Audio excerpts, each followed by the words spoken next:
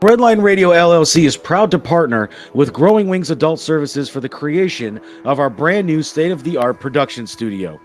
Growing Wings Adult Services has been assisting adults with disabilities in the Northeast Ohio area for the past 5 years. For more information on how Lisa and the team at Growing Wings can assist your family, you can contact Lisa at 234 334 7547 today.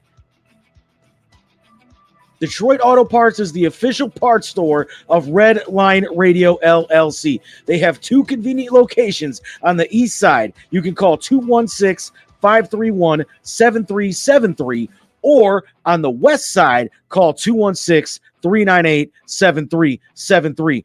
Mention Red Line Radio and receive 10% off your purchase. It's the official home and auto parts store of Red Line Radio LLC.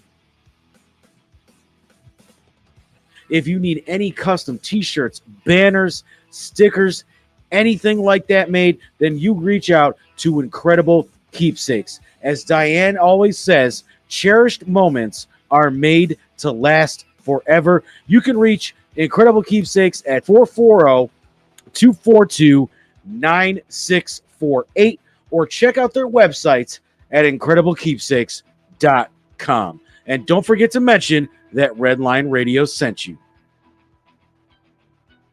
For all of our programming information, you can check us out on all social media platforms. You can listen to all of our great programming and live 24-hour music on the Redline Radio LLC app. You can find it on the Google Play Store, but you can also check us out at redlineradiolllc.com, where we are always live.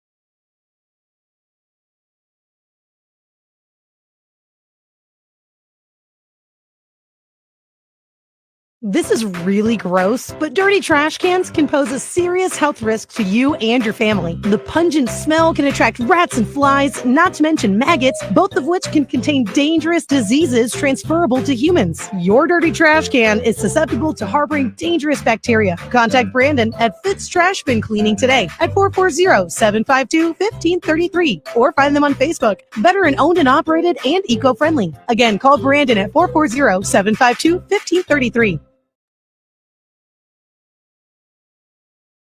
Cleveland! This is for you! Talking about balls.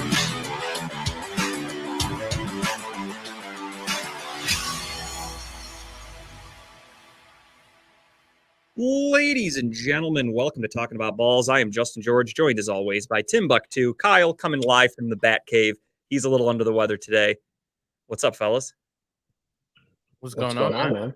Not a whole lot. Look at that. You guys are almost saying the same damn thing at the same time. I like it. A couple of what's going on, mans from the both of you. We are blessed right now to have Dave, owner, founder, CEO, chairman of the board, whatever you want to call him. Dave is here live, Redline Radio's own. Thank you for blessing us here in Studio 2. Did you guys know that Studio 2 is state-of-the-art? Growing Wings Adult Services, they're the official sponsor of Studio 2. Growing Wings Adult Services has over 7 years of experience of taking care of adults with disabilities. For more information, call Lisa at 234-334-7547. Yes, Kyle, I am starting the show with ads. I hope you're ready. I hope I'm not ready. You didn't get my text message. I just sent it to you. My ad sheet's in my car, so I'm like, you got to roll with these. I'm sorry. Okay, that's fine. Damn it. I tried to get you right off the rip. I was planning this all day when I knew you weren't coming. I guess I can help. Damn it. All right, Tim's up then. Tim's on. I can help you a little bit because you know, originally I'm always at Studio One, which is Detroit Auto Parts, the home of Redline Radio. Studio One. They got 2 convenient locations. One on the east side. Yeah. No shit. One on the east side is East 200th Street. You can call them at 216-531-7373, or the west side where I always reside. That number is 216-398-7373. That one's on Pearl and Burger. And if you mention Redline Radio, you will get 10% off your purchase. No shit. Do that, everybody. Everywhere you go, even if they're not an official Redline sponsor, mention Redline Radio. Maybe A, you'll get a discount, or B, you'll get a new Redline Radio sponsor. So just throw the name out as much as you can. I really thought I was going to get Kyle on this one, but he pulled the curtain over my eyes the last second. Right. He's sick though. He feels like he's got a little clog in his throat. If you have a clog in anything in your throat, I can't help you, nor can anybody at Redline Radio. But if you have a clog in the pipe, you're going to want to call Smith's Drain Service LLC. They're your local drain cleaning experts. They specialize in main sewer lines, bathtub and laundry lines, septic lines, kitchen sink lines, floor drains and downspouts, and so much more. Family owned and operated. You can call Smith's Drain Service today, 440-242-8704. You know who had to call Smith Drain Service? Who's that? The Rusty's First Saloon after I blew up the toilet. Happens, literally. Literally, I was in Vegas. I drank a whole bunch, and I was like, "Yo, I gotta go take a shit." And I went in their bathroom, and I destroyed it. So that's how they became the biggest hole in the wall bar in for the last 2 years, because it was 2 years ago when it happened. So if you're in Vegas, go ahead and check out the Rusty Spoon Saloon. They definitely had a big hole in there doing something. I'll tell you that. Right. This Saturday, for those of you that are waking up early with us, we're going to be live at Dynatech in Elyria. Dynatech, they are the only saw blade company recommended by the pavement marking manufacturing industry. They're located in Elyria, Ohio. Dynatech is committed to being the top diamond saw blade company around the world. Their products include saw blades, abrasive blades, pavement marking blades, core drill rigs, core drill bits, high-speed gas saws, masonry saws, walk-behind saws, tile saws, and other construction equipment. They stand behind their products with warranties and customer services that keep their customers satisfied, and they're ranked the best in the country. Check out Dynatech at 161 Reeser Court, Elyria, Ohio. Reeser Court as the street, Elyria, Ohio. This damn punctuation from Lee, throwing him right under the bus to start off. It's Elyria, Ohio, 44035. Call 1-800-446-9001 or visit their website, dynatech.com, dynatech.com. It's funny that you mentioned Dynatech next, because when we did our show at Lucy's, which we can get to later. Damn right. I got to meet Mike and Diane from. Did you really? Yes, Incredible Keepsakes. They're pretty dope. When I was there, we got a cup just like this. No shit. And a keychain. They also customize other things. They do everything. Yeah, I got a binder. It has my name on it. It's pretty sweet. So if you need something like that, you can call Incredible Keepsakes today at 440-242-9648. And all of the show hosts call them. They always do all type of merchandise for us because they are our official merchandise provider for Redline Radio. You can also check out what they provide at IncredibleKeepsakes.com. As Diane will say, cherished moments are made to last forever. Now, while we're at Dynatech, it's not only going to be Kyle, myself, and Tim representing Talking About Balls. There's going to be Lex Vegas. There's going to be, it was going to be Club Pizzle, but he cannot make it. So Lex Vegas, if you can't make it, if you can't watch him tomorrow night, get a sneak peek on Saturday to see what he's all about. But if you can't make it to Saturday's show, or you can't watch it, whatever, check him out on Thursday nights. Lex Vegas likes to get things going on Thursday for the culture. But leading him in, though, is that guy Dub. His show starts at what? It's 4 o'clock, right? 3 o'clock, 4 o'clock? 3 o'clock, but I think it's going to be 4 o'clock this week. I'm not okay. But 4 o'clock, Dub just started last week. Started on Thanksgiving. That's a bold move. Yeah. I like that. Bold. I respect that. Middle of the day, started off. But after Dub, you got Lex Vegas. After Lex Vegas, of course, you've got Club Pizzle at Studio 1. Studio 2, you've got Broad Street South and Money's Crazy soundtrack every Thursday night. Friday nights, you, of course, have the Grapevine with the one and only Grape. Miss that guy. I was happy to see him at the Lucy's Comedy Show. It was great catching up with him. Money's Crazy Mind is also 8 o'clock to 10 o'clock from Studio 1 on Friday night. Saturdays, we have 4th and 15 from 2 to 4. Comedy and Cocktails with Jen from 8:30 to 9:30. TMI, Too Much Information from 10 to midnight. And then you have your Sundays. Nice way to ease into the work week, which nobody's excited for. But one way to get you there is by watching Kevin Kwan, Professional and Professionals, 3 to 5. It's a Medium great time. Ratchet. It's always a good time. They're funny as hell. Medium Ratchet from 6 to 7, leading in the Steel City Running Lates, who, again, we have one of the three here. And then Monday night, you get on the couch for Just Therapy. And then Tuesday, my boy, the man, the myth, the legend, Tim Buck 2. Tim Buck Tuesdays. Can't miss it. Last night, unfortunately, I missed it. I had a dentist appointment. Then I went right to the movies. So you know how it is. It was great and bad at the same time. Was it? I'm going to watch it. I like watching it live. I can talk with you, but I'll watch it. I'll watch the follow-up for sure. But that's Tuesday nights from 6 to 8. And then you also have Gary Wenner spinning the tunes in Broad Street South from Studio One. Wednesdays, of course, you have Talking About Balls from 7 to 9. And at 8:30, you've got She Vibes. Yeah. And that's going to round out Redline Radio. Again, every day of the week, there's something going on. If you miss it live, check it out later. Always something happening. You know, so it looks like you brought your. For a minute. It looks like you brought your son to work. It looks like Tim's like the little bring your kid to work buddy. guy. Sitting so low. Hi, Dad. Nothing wrong with Hi, that. Uncle Cal. Hi, Uncle Cal. And honestly, you don't need me for these ad reads anymore, man. Tim fucking killed it. Way to go, buddy. Appreciate you. I appreciate Safe to say Tim is a professional. Tim He knows what is to a do about doing ad reads for the show. All right. Well, again, I wanted to try to get Kyle, and he got me instead. So that's how that goes. Unplanned. Yeah, I was really excited all day. I'm like, I'm going to literally start the show off. And again, I don't plan how I'm going to do it. So with Dave being here, I was like, perfect. I'm going to mention Dave. I'm going to say Dave is live at Studio 2. Fucking perfect. And then Kyle's like, nope, change up. Not happening. But anyway, we're professionals. We roll with the punches. Here we go. Let's get right into it. Browns finally get a win. First time they won a game on a Sunday in quite some time, if I'm being honest. Their first win of the season was on a Sunday against Carolina. Then their second win came against Pittsburgh on Thursday night. And then their third win, Cincinnati, Monday Night Football. And they have not won since.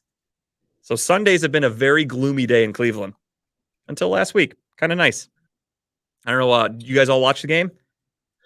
Oh yeah, I sat at the edge of the seat watching this game. I honestly, just to watch the first half of the game, I was like, pretty typical Browns. You know, went down and scored the first drive. It's predictable now. You know, they make the first drive, it's easy. They score a touchdown, and then after that, they couldn't do shit. And then Tom Brady, I think Tom Brady beat himself in this game. To be honest, that's something I actually wrote down. Tom Brady looks washed. I mean, horrible. I feel like that guy, he looks like he needs to call it right now. Like, there's nothing left in that tank. I know the problem. He's no longer getting his dick sucked by his wife. I mean, you really think getting your dick sucked is a problem for Tom Brady right now, even though he's divorced? That dude can walk out of his house and have a line of women ready to blow him. I don't think that's a problem. It's not the same. That's true. It has no significant value. That's true. He can't yell at his kids while he's getting his dick sucked. That's the fun part. Get out of here. Let's give a round of applause. That defense looked amazing. That Browns defense looked great. So, I mean, they're the reason why we won that game, I think. Yeah, I mean, that was another thing, too, is you got people, and I'm not knocking the guy by any stretch of the imagination. He had a really good game. Martin Emerson, the rookie, lined up most of the game exclusively on Mike Evans. He was praised for his performance, looked really good. However, is it because of Martin Emerson's defense, or was it because Tom Brady missed how many wide open throws? How many times did Mike Evans have a step on Emerson and Brady just overthrew him, where I'm watching it and I see the ball go up and I'm like, oh, fuck, he's going to walk into the end zone. But Brady's there was at least 3 or 4 times where that should have been a touchdown because he either overthrew him or he underthrew him. It was like Brady was not accurate that day unless he was doing his like 5-step out passes that Brady's notorious for to Godwin. He wasn't hitting many people across the middle or down the sidelines. Which that's where, peel back the curtain, get kind of nerdy. I'd really be interested to see is that because Emerson was screwing up the timing of the routes, or was it just because Tom Brady doesn't have it anymore? I mean, we'll never know, but it's fun to speculate because you do have a lot of options of, you hope. I've seen Emerson play well. I've seen Emerson play poorly. I've seen him get beat. I've seen him make some decent plays. I mean, I think he's one of the league leaders in passes defensed. So he's really good at that. He's a ball hawk. However, a lot of the plays on Sunday was just Tom Brady not looking good. And I'm watching it going, what the hell just happened? And then, yeah, I mean, we played with that fucking German guy at Froholt or whatever at center again. And he actually held his own against Vita Vea, who's arguably one of the best defensive tackles in football. I'd say he's number 2 right behind Aaron Donald. Yeah, that was making me. I was going to make me nervous going into the game. I thought for sure our offensive line was going to get eaten up in the middle. like always. I wasn't trusting at center, but they held out, and I think the all-star of the game is by far Myles Garrett. That last fourth quarter going into overtime. I mean, Jesus Christ. Yeah, he earned his money. I mean, that's another one I saw. Your buddy Bo getting all fucking worked up. I think he was trying to bait me into a conversation About TJ Watt, I'm sure. Yeah, he made a post earlier today that because technically Pro Football Focus rated Kenny Pickett as the highest rated quarterback of the weekend. But again, Pro Football Focus, they're very honest about their rankings and how they do things, and they're not here to tell you that he's the best player in the game or anything like that. They strictly go off of like how efficient a guy was, making right decisions. Even in an incompletion, they look at it and they go, that was still a catchable ball. Like the placement, it's super analytical. But I saw that guy, the Pony Express, the dude that Ken Carman talks to all the time. Andrew, what's his name? Philip Pony. Andrew Filippone, dude from Pittsburgh. Fuck yeah, that dude. He's the one who tweeted out that Kenny Pickett was the #1 ranked quarterback from Pro Football Focus. And your buddy Bo reposted that. And he's like, he was shitting on Kenny Pickett. And he said, like, this is why Pro Football Focus is a joke. And then he's like, and it's what idiots use to say Myles Garrett's better than TJ Watt. But again, there is more proof than just Pro Football Focus that shows you that TJ Watt and Myles Garrett do not get played the same way by offenses. It's not even close. You didn't take the bait? No. I decided to. I'm not gonna lie. I Googled who gets double team and triple team most in the NFL, and I was gonna shove that in his face. But then I was like, nope, be the bigger person. I'm not gonna do that today. I'm not arguing with people. Oh shit! Trying to grow up. I'm always the bigger person. Thank you. Yeah. Well, you saw some of those replays, right? With Myles coming off the end, like he'd come off the end and he'd get pushed, and then he'd get checked by the guard. The guard would come down and check him right after he got past that tackle. I mean, he was getting double teamed all fucking game. Myles Garrett again. A lot of fans just look at the stat sheet. They'll look at a stat sheet and go, Myles Garrett didn't have any sacks. He sucks. He's not doing his job. Realistically, though, he's leading the league in win off the snap. He beats his blocker better than anybody in the NFL. His quarterback pressure rating is one of the highest in the NFL. So he may not necessarily get the sack, but he's doing enough to make the quarterback throw the ball early, which is just as efficient. It's not quite a sack, but it's just as efficient because you're making them play out of rhythm. You're making the quarterback make dumb decisions. That's so good. And because it's not an official stat, fans are going, this guy sucks. He's overrated. He's overpaid. And he's doing it with that bum shoulder from the car accident. And again, he's beating that tackle every play, and he was getting past him eventually. But that guard was folding down on him, was checking him, and he couldn't get to Brady in time. And that's what allowed Clowney eventually and Elliott to get to Brady too. Was it took that guard off and Elliott slid in? Yeah, I would say that was Clowney's best game since, probably the Ravens game. I would say that because I think Clowney had a pretty decent game. And then at the end, it's glad he finally showed up.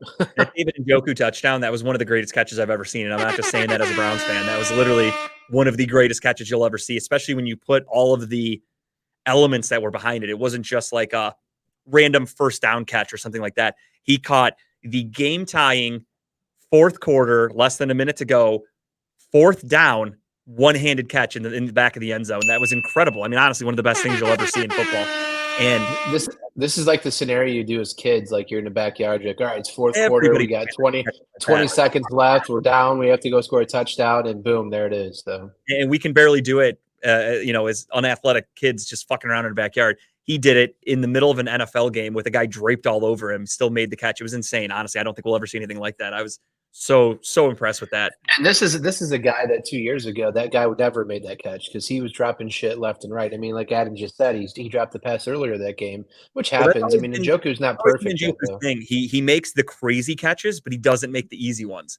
It's like you have to in the numbers catches he can't make. Yeah. If you throw it right in his hands, butterfingers. You throw it where you're looking and you're like, shit, that's way off. He's gonna snag those.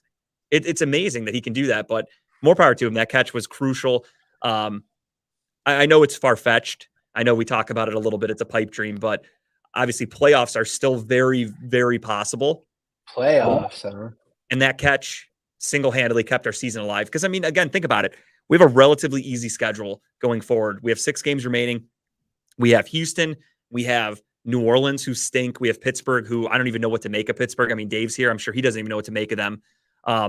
They lost an They had one of the ugliest wins I've ever seen against the Colts on Monday night because the Colts what a snooze fest that game. That game was terrible. Honestly, I was flipping channels a lot. Just a boring game. Both quarterbacks looked like they didn't want to win the game. Kenny Pickett, again, you guys know where I stand with that. I was very open about not liking him well before he was a Pittsburgh Steeler. We were doing our pre-draft shows. I was saying, like, any team that drafts Kenny Pickett's going to regret it. And then Pittsburgh took him. And that's what I like about Pittsburgh fans is most of them are realistic. And even they weren't too excited about the Kenny Pickett selection because they saw this guy's not that great. And I respect teams that are honest about their own team. He's doing what's asked of him. I mean, he's running an offense the way it's drawn up. I mean, let's be honest. I mean, Canada's a piece of shit offensive coordinator. So 100%. He's doing one of the worst offenses in football. He's doing the best he can with what's given to him. I still don't think he's the answer. I don't think the quarterback, he's a long-term answer there.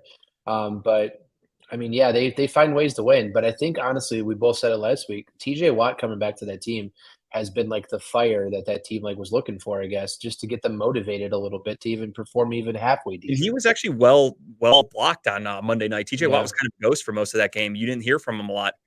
He's that cheerleader though out there. Presence, you know. He had one more tackle on Saturday than he did on Monday night. I'm sorry, than he did in the playoff game against the Browns. Because I don't even think he had one stat in that. I'm being honest. I'm not even trying to fuck around. I really don't think he did one thing in that game. And I love it. I'll never forget that. Even though Baker was the quarterback, I still enjoyed that night. But yeah, the Browns win. Again, it keeps the season alive. Easy schedule going forward, kind of. You have Cincinnati, you've got Pittsburgh, you've got Baltimore, you've got Washington, New Orleans, and Houston. Some very winnable games. Do I hear 6-0? Is that what we're calling? I mean, I don't want to get that far ahead of myself and get that excited. I mean, don't get me wrong. We lost only 2 games were blowouts. We lost to Miami ugly and an ugly loss to New England. Every other game, we were right in it. It was like one little stupid mistake, a couple missed kicks here and there. A bad play by Jacoby, a bad drive. The run couldn't get established. Little things like that. The defense giving up too many big plays. Little things like that cost us a lot of wins where we should be sitting around 500 right now if we're being realistic. Like the Jet game, utter collapse by the defense. We lost an onside kick. Onside kick percentages is like 2% success rate. The Jets got one on us. So it's almost impossible, and they did it. So they really needed like a lot of luck to beat us. Atlanta, the same thing. We pissed that away. David Njoku had a huge fumble. We couldn't stop the run. Just a lot of games we were right there. We just needed a couple of things to go our way, and this season would look totally different. What's your thoughts on the Cade York right now? Because even after last game, it's just one of those, you don't trust it. Like, honestly, were you holding your breath when we scored that touchdown to tie it? And you're like, shit, we're going to miss this fucking field goal, aren't we? Honestly, no. At that point, okay. I've let myself accept that this season's kind of like it's a lost season because it had to be because of the Watson situation. So any win you got with Jacoby Brissett was just a blessing. It was one of those things of like, thank God. And no, I wasn't nervous for that because that kick or that catch was so incredible that I was still just in fucking shock that like the kick didn't even register to me that we were going to do that. I guess in hindsight, I should have been nervous based on how our special teams has gone this year. I honestly said, shit, here we go. We're going to miss it. This is the Browns fashion right here. We're going to yank this. I think if anything, I was dealing with texts and I was telling people we're not going for 2 here, that were freaking out thinking we were going to go for 2, which I honestly wouldn't have been the worst decision in the world. The way Cade York has been kicking, but a lot of that kick earlier in the game, was that blocked or did he really yank that left bad? He yanked it. Going back, I rewound it a couple times, and I'm not trying to make excuses for the guy. It's going to sound like that, but when I rewatched it, it was wet. The field was shitty. I know a lot of the Buccaneers were complaining about the field conditions because of the guy driving the cart on the field and shit like that. And I'm not saying that they were in a spot where the wheels were on. I cannot believe they didn't have time to fix those ruts. I mean, I can't believe they left it there. It was going to look the way it did. I saw pictures of it the morning of, and I was in disbelief. But in Cade York's defense, it did look like when he went for his kick, his plant foot kind of slipped out from him. Like he didn't plant properly. Like he went down and his foot moved. I don't know if that's him or if that was the turf, whatever. But it didn't look like his planting foot got planted properly. So that would cause you to shank a kick. Well, I guess I hope we don't have to play in snow because Jesus Christ. He's no Vinatieri, huh? He needs to figure out how to get some proper traction, some better cleats. The other kicks getting blocked, things like that. To me, that screams a special teams issue. And I'm not blaming him either, but Cody Bjorkes, the punter, he it's statistically proven that when he was the placeholder for Mason Crosby in Green Bay, that was Mason Crosby's worst year as a professional kicker. Not blaming him at all.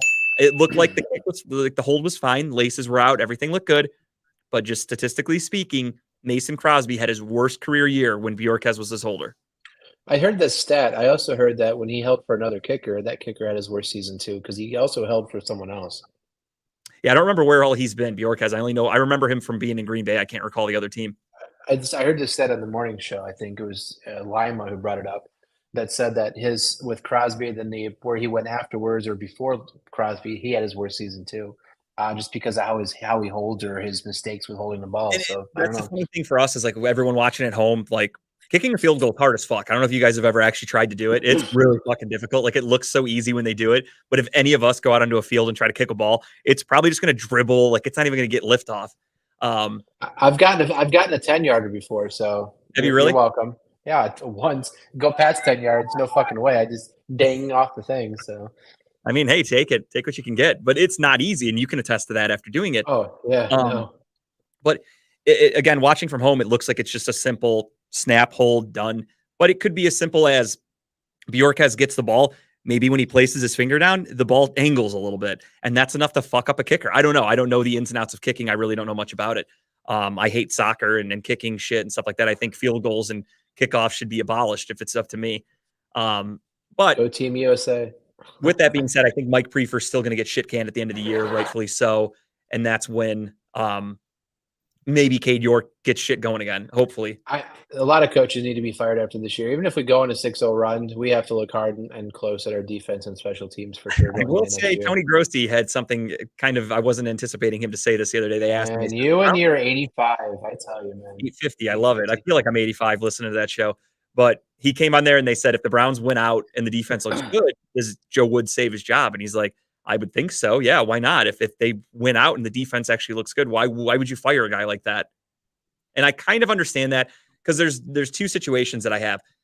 It seems like the scheme was a little complicated. I don't know if you heard this week, they talked to the reporters and they said they interviewed the Browns. They interviewed Joe Woods and he said he has simplified the defense as much as he can. He told the guys, just go out there and play fast, stop thinking so much.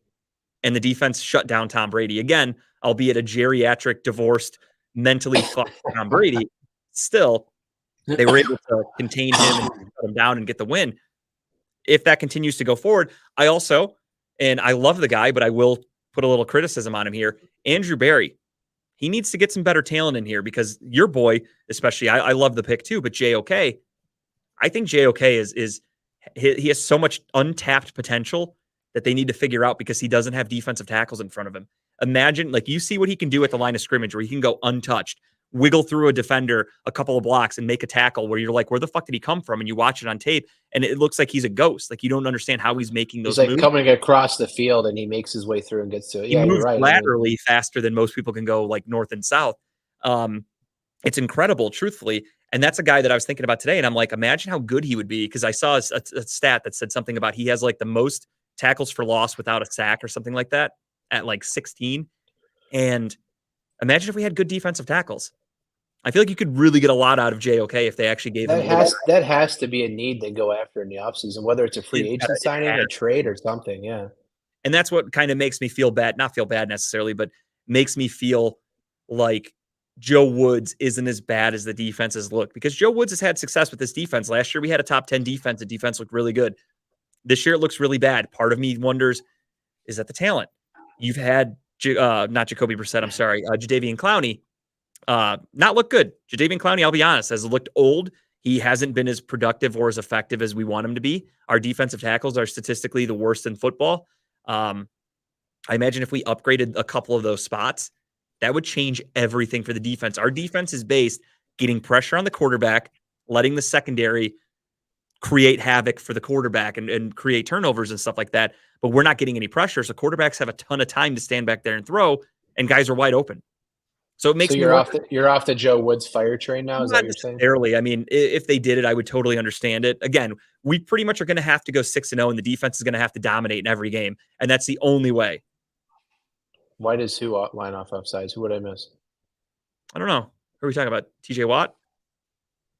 Is it Watt? I mean, we know Watt does. Watt's notorious. Yeah, I don't know. Do we have a lot of? Jadeveon Clowney does get a lot of offsides calls. Maybe that's who he's talking about. Probably Clowney. Oh, He is known for one every couple of games. Clowney. Yeah, Yeah. there you go. Okay. Yeah, I mean that's the thing. He won't be here next year anyways. Clowney's gone. No. We're not going to re-sign him for another year contract. So The sad thing is for Clowney is the older he gets, the slower he's going to get. So him trying to get that upper hand on the tackle is the offside call because he's doing everything in his power to get that 1 inch of leverage that he can get. And the older he gets, the slower he gets. It's harder for him to get that advantage. So that's probably why you're going to see more offside calls on him because he is trying to be a little more aggressive because he has to be. But yeah, I mean, I think you address the tackle. You bring in another end and a linebacker. Hopefully, we get a linebacker next year. Either the draft or we sign someone. And I think you're fixing a majority of where your issues are right now. Do you think Perry and Winfrey got his shit together? I don't know, man. I feel like he's a head case, and I feel like the Browns notoriously bring in these head cases and kind of roll the dice with them. But Guys, not all straight upstairs. Yeah, I mean, Robert. What's up, Robert? I think he has so much potential, and I'm hoping he got his shit together because I'm a big fan of his. I want him to get his shit together and be that guy. But I feel like we don't know who he is, so we can't trust him to be that guy. Did we talk about all the shit that he did last week, or was that after our show? That was after a show. We haven't talked about it, no. So I don't know. It was. I think it was during a show. Was it? You're talking about where he like tweeted something before and he was out for 2 weeks?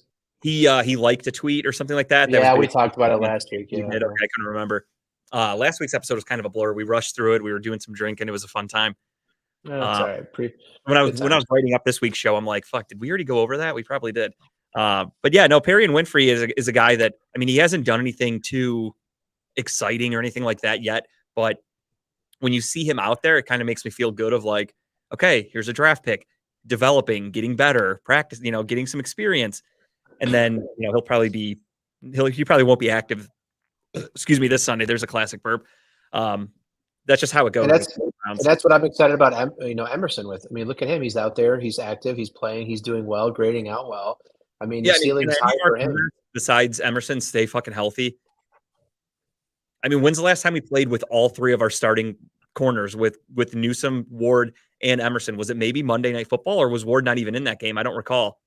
I don't remember. And I feel like Ward has been teaching the other guys how to do tackling because every fucking cornerback on the team just dive bombs at him and then doesn't wrap him up. What the fuck's up with that shit? Newsome's concussion unfortunately happened in practice, which is really irritating to me when you have an injury like that happens in practice because like it's especially because if I'm not mistaken, it was the Friday practice right before the game 2 weeks ago or whatever, whenever he got hurt. And it's one of those things of like, how fucking hard are they going in practice 2 days before the game that's causing a concussion? Yeah. Like it's the most important aspect. Like Friday and Saturday is like damn near put the players in bubble wrap, keep them safe, make sure they're ready to go on Sunday. And don't they have those stupid fucking bubble helmets that they he should be wearing those things. All of our cornerbacks should be wearing them. Yeah, and then even when they're not practicing or playing football, they should be wearing them just to be safe because I feel like they're a head injury away from Denzel Ward brushing his teeth too hard. He has a concussion. Myles Garrett should wear one when he's driving, clearly. So he needs to just never drive again. He needs to Myles Garrett needs to take a page out of Lee Money and just stop driving. You can't get hurt if you don't drive. I knew you guys would like that one. Shots fired. Damn, Lee's probably at home like itching right now because we know he's not out anywhere. He's definitely at home. So. Oh, is he? I'm just kidding. We love you, Lee, to an extent. Yeah. But yeah, no, Myles Garrett, you could tell that shoulder's still fucking with him.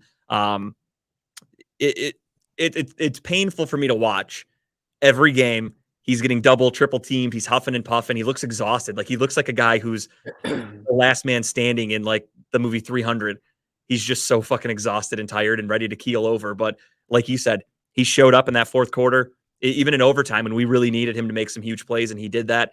And he is one of the main reasons we won that game. I mean, I thought he was going to be out because he walked to the sideline in the middle of that game, I think, and like his shoulder was dipped down and shit. I thought I'm like, fuck. Oh yeah, I wouldn't doubt it if it's like dislocated or something like that, where he has to walk out and like have trainers work on it intensely for a couple plays.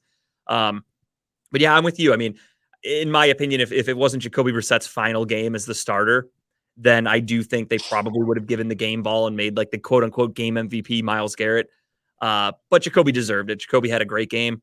Went out there. What And a let way us to what a way to send him off, big victory. He brings us back. He scores a touchdown. He does. I mean, good for you. Thanks for your time. Now take a seat and hold the clipboard. Right. I mean, he's now in his perfect situation. He needs to be the backup quarterback. There's nobody I can think of that I would want more as my backup quarterback on my team than Jacoby Brissett, seeing what I saw. He just wrote himself a paycheck next year, though, because he's not going to come back here. I believe a team's going to pick him up and pay him more than we're going to want to pay him as a backup, because I think he just showed. I mean, he's at a point now where it's in his career where, I'm with you. I mean, it's easy for me to say don't take the money, but I could also see the Browns being like, hey, we'd love to have you back as the backup, but we're not going to match whatever, hypothetically the Jets are going to offer you or somebody like that. So I'd be okay if he stayed on a discount. If he was like, you know what, I just love the culture in Cleveland. I love working with these guys. I love being the backup. I'd be more than okay with being a mentor and working with Deshaun Watson, because he's got experience from being with Tom Brady. He won a Super Bowl technically with the Patriots. He didn't see the field, but he still got a ring. He was still learning in the quarterback room, picking the brain of Tom Brady for, a couple seasons until he got traded to Indianapolis. So that's a guy I would love to have here. But again, he'd have to take a huge discount. So it's kind of one of those things of, I won't be mad if he leaves for the money, but I'd be really happy if he stayed for a discount. The only unfortunate thing for him is that Stefanski won't go with him. And I think Stefanski's the reason why Jacoby just put up career record numbers this year for him, yards and completion percentage and everything. I think that's the reason why Jacoby's succeeding this year. And that's unfortunate. I don't think he can do as well if he doesn't go to a team that has an offensive line like we do, that gives him time to do what he had to do this year. I don't see it happening. Maybe he sees that too. Maybe he's like, you know what, I want to stick around because I can do well in this system if I have to play again. I don't know. No, absolutely. I mean, you've seen it everywhere Stefanski has gone. Kevin Stefanski helped make Kirk Cousins into what he's turning into as a pretty decent quarterback. I'm not going to lie. Then he came to Cleveland, took Baker Mayfield. Again, I liked Baker. He was a good quarterback, not great. Kevin Stefanski made fans truly argue that he should be getting this huge contract. He should be the franchise guy for Cleveland. Even though I was very against it, Stefanski made him look so damn good that fans were kind of brainwashed by that. Jacoby Brissett, same thing, as you said. I wonder if other teams are going to understand that Jacoby Brissett will not be this version of Jacoby Brissett next year without Kevin Stefanski. So maybe that makes teams not offer what he expects to get, because they know they're not getting the Stefanski version of Jacoby Brissett. They're getting the normal version or whatever their coaching staff is, because a team that's going to sign Brissett, and I love the guy, they're probably going to be a bad team. Any team that's going to need some stopgap bridge quarterback is not going to be a good team. So the coaching is not going to be good. The talent around him is not going to be good, which means Jacoby Brissett's not going to play well. So again, does he want the money, or does he just want to stay here and try to get a championship? I'm curious to see what happens to them. I mean, again, no harm, no foul against the guy. I won't blame him if he leaves, but I would love it if he stayed. Carolina, Robert says, I don't know, because Carolina is going to have a really good draft pick, so they're going to be able to get like Bryce Young. They're going to get Will Levis. They're going to get C.J. Stroud. Those guys, I think, can pretty much. I think a lot of teams are going to learn what Pittsburgh did this year and go, we don't want to make that mistake. We're not going to sign a veteran like Mitch Trubisky, draft a rookie, and then go to the rookie 3 weeks into the season. Why waste the money on a guy like Jacoby Brissett when the Panthers have already they last year they drafted Matt Corral. He got hurt, of course. Last year before, they traded for Sam Darnold. This year, they traded for Baker Mayfield. How many old veteran quarterbacks do you really need to keep bringing in if you're Carolina until eventually you just go, fuck it? Here's a rookie. I think Carolina's going to ride with Corral next year. They're going to let him come back and see what he has. And that's what I think so, too. If anything, if they do, I think they're still going to – it's a whole new regime. So I think they're going to draft a top 5 quarterback. So, yeah, maybe they start Corral. Just maybe there's – if anything, there's going to be a quarterback competition between Corral and the rookie quarterback they take this year. But they'll bring in a veteran, of course, because you want a veteran in the locker room. But maybe that is just Sam Darnold. Maybe they bring him back on a cheap contract or something like that. But I don't know. Maybe I can't see Jacoby going down there knowing that, again, he's going to a spot where they're going to draft a top 10 quarterback where he will only be the starter for half the season. Does Jacoby want to go through that again? He did that this year with Watson. I don't know. It'll be interesting to see what happens with them. A lot of shit in the offseason to talk about with these guys. I don't think Lamar's not going anywhere for at least 2 years. You know, from this angle, Dave sounds like the He might not be happy. from We're like going to franchise tag him. He Charlie can't Brown, where do you're that. wah, wah, wah, wah. Yeah. I don't know. I don't think Lamar goes anywhere. I think they're going to franchise tag him for 2 years. They're going to see if they have any playoff / Super Bowl success. And if they don't, they're going to let him walk after that. But I don't think they're going to let him go unless somebody, maybe, if Carolina comes to them with a huge trade offer, then I could see them doing that. But the problem with that is there's going to be some sort of guarantee in place where he's going to sign a long-term contract. Because if he doesn't sign a long-term contract, then Carolina's not going to give up a bunch of draft picks for him. It'll be like the Watson situation where they'll trade for him, and as soon as he gets to town, you sign that contract. Which I could see them doing. I mean, I personally think Lamar sucks, so I hope he goes to Carolina. Get the fuck out of the AFC. He wins games, but overall he's a shitty quarterback. Baltimore is usually a waste of a team when they're in the playoffs. And I hope that continues this year. Hopefully they don't even make the fucking playoffs. They just lost to the Jags, for God's sake. That's all I really got for the game recap. Anything else for you? I mean, pretty much covered it all. Nothing. I feel good about the game. I was excited. Let's get on to this week. This is the week I'm excited for. This is the moment we've all been waiting for, ladies and gentlemen. The man, Deshaun Watson, finally gets to start for the Cleveland Browns in a meaningful game. Of course, because the NFL knows how to write a good Hollywood story. In Houston, his ex-team, the drama is there. The storylines are there. It is so picture perfect. Only the NFL. The females are there. The girls are going to be there. Which, it's the whole fucking shit show. What a fucking joke. I'm not victim blaming by any stretch. Let's preface with that.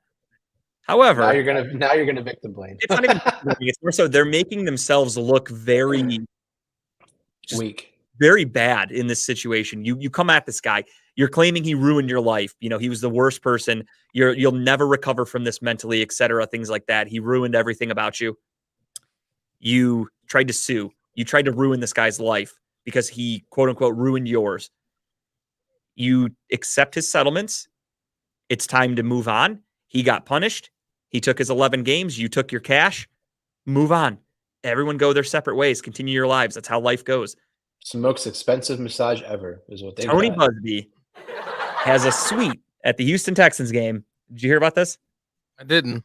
So the lawyer that was against Watson has a suite at the game this Sunday, and he's invited all the women that sued Deshaun Watson. And right now, I think they have like 10 plus, if I'm not mistaken. It's double digits. And they will be in attendance in a suite in Houston watching this game. If you were sexually assaulted, I understand we're men, so it's harder to say this. Like, put yourself in a female shoes. If you were sexually assaulted by a celebrity, are you going to go get a suite to his concert? Are you going to get a suite to his game? No, you would be, if anything, I would have so much more respect for these women if they were outside of the stadium protesting, telling fans, don't go in there. If you're a Browns fan in a jersey, don't support this fucking guy. Then I would be like, okay, this is legit. These women are actually doing something. Going to the game, what are you going to do? Are you going to boo him? Are you just trying to get your face on camera? Because this, I'm guessing the game's on CBS. I really don't know. It's an AFC game. I assume it is. You really think CBS is going to flash a camera to the suite and be like, these are the women? You really think? I don't think they'll do that. So I don't know, man. So that's the thing I was thinking about. It's like, we talk about the NFL writing stories. I mean, at least once. I think at least once. The NFL if he did that. What's that? Dave said if Deshaun Watson scores a touchdown, he should look at their suite and blow him a kiss. I feel like that would be really bad taste. That would be hilarious, but bad taste. It would be great, but I don't want Deshaun suspended again. His celebration is getting a massage. Yeah. All of a sudden, offensive linemen get down on their hands and knees and they lay out like a massage table, and he lays across them. And then like Donovan Peoples-Jones and Amari come by and give him a little back rub. Oh, I'm sure they're practicing that in practice this week. What I need to. Can we pull off? Who do I contact to put this into his head to make sure this happens? But I just think it's really important case for these women to be there. Like, what do you want out of this? I don't think they'll show him, Dave, only because the NFL is going to say no. We're not putting these women on there. They'll mention that he had some legal trouble. They're not going to go into detail. The NFL is all about saving face.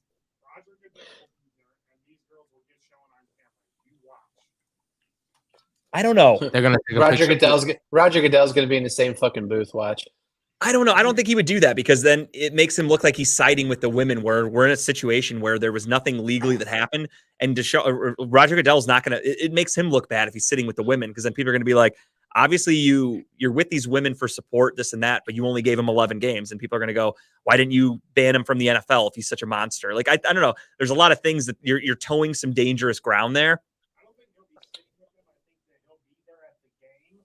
They'll pan to him, and then they'll pan to them. I don't think he'll be in a suite with them, but I think he'll be there to see how the reaction is. I wonder if he will be, because there's a lot of good games this week. So Goodell can only be in one place, and there's a lot of really good games. And Browns versus Texans, let's not kid ourselves.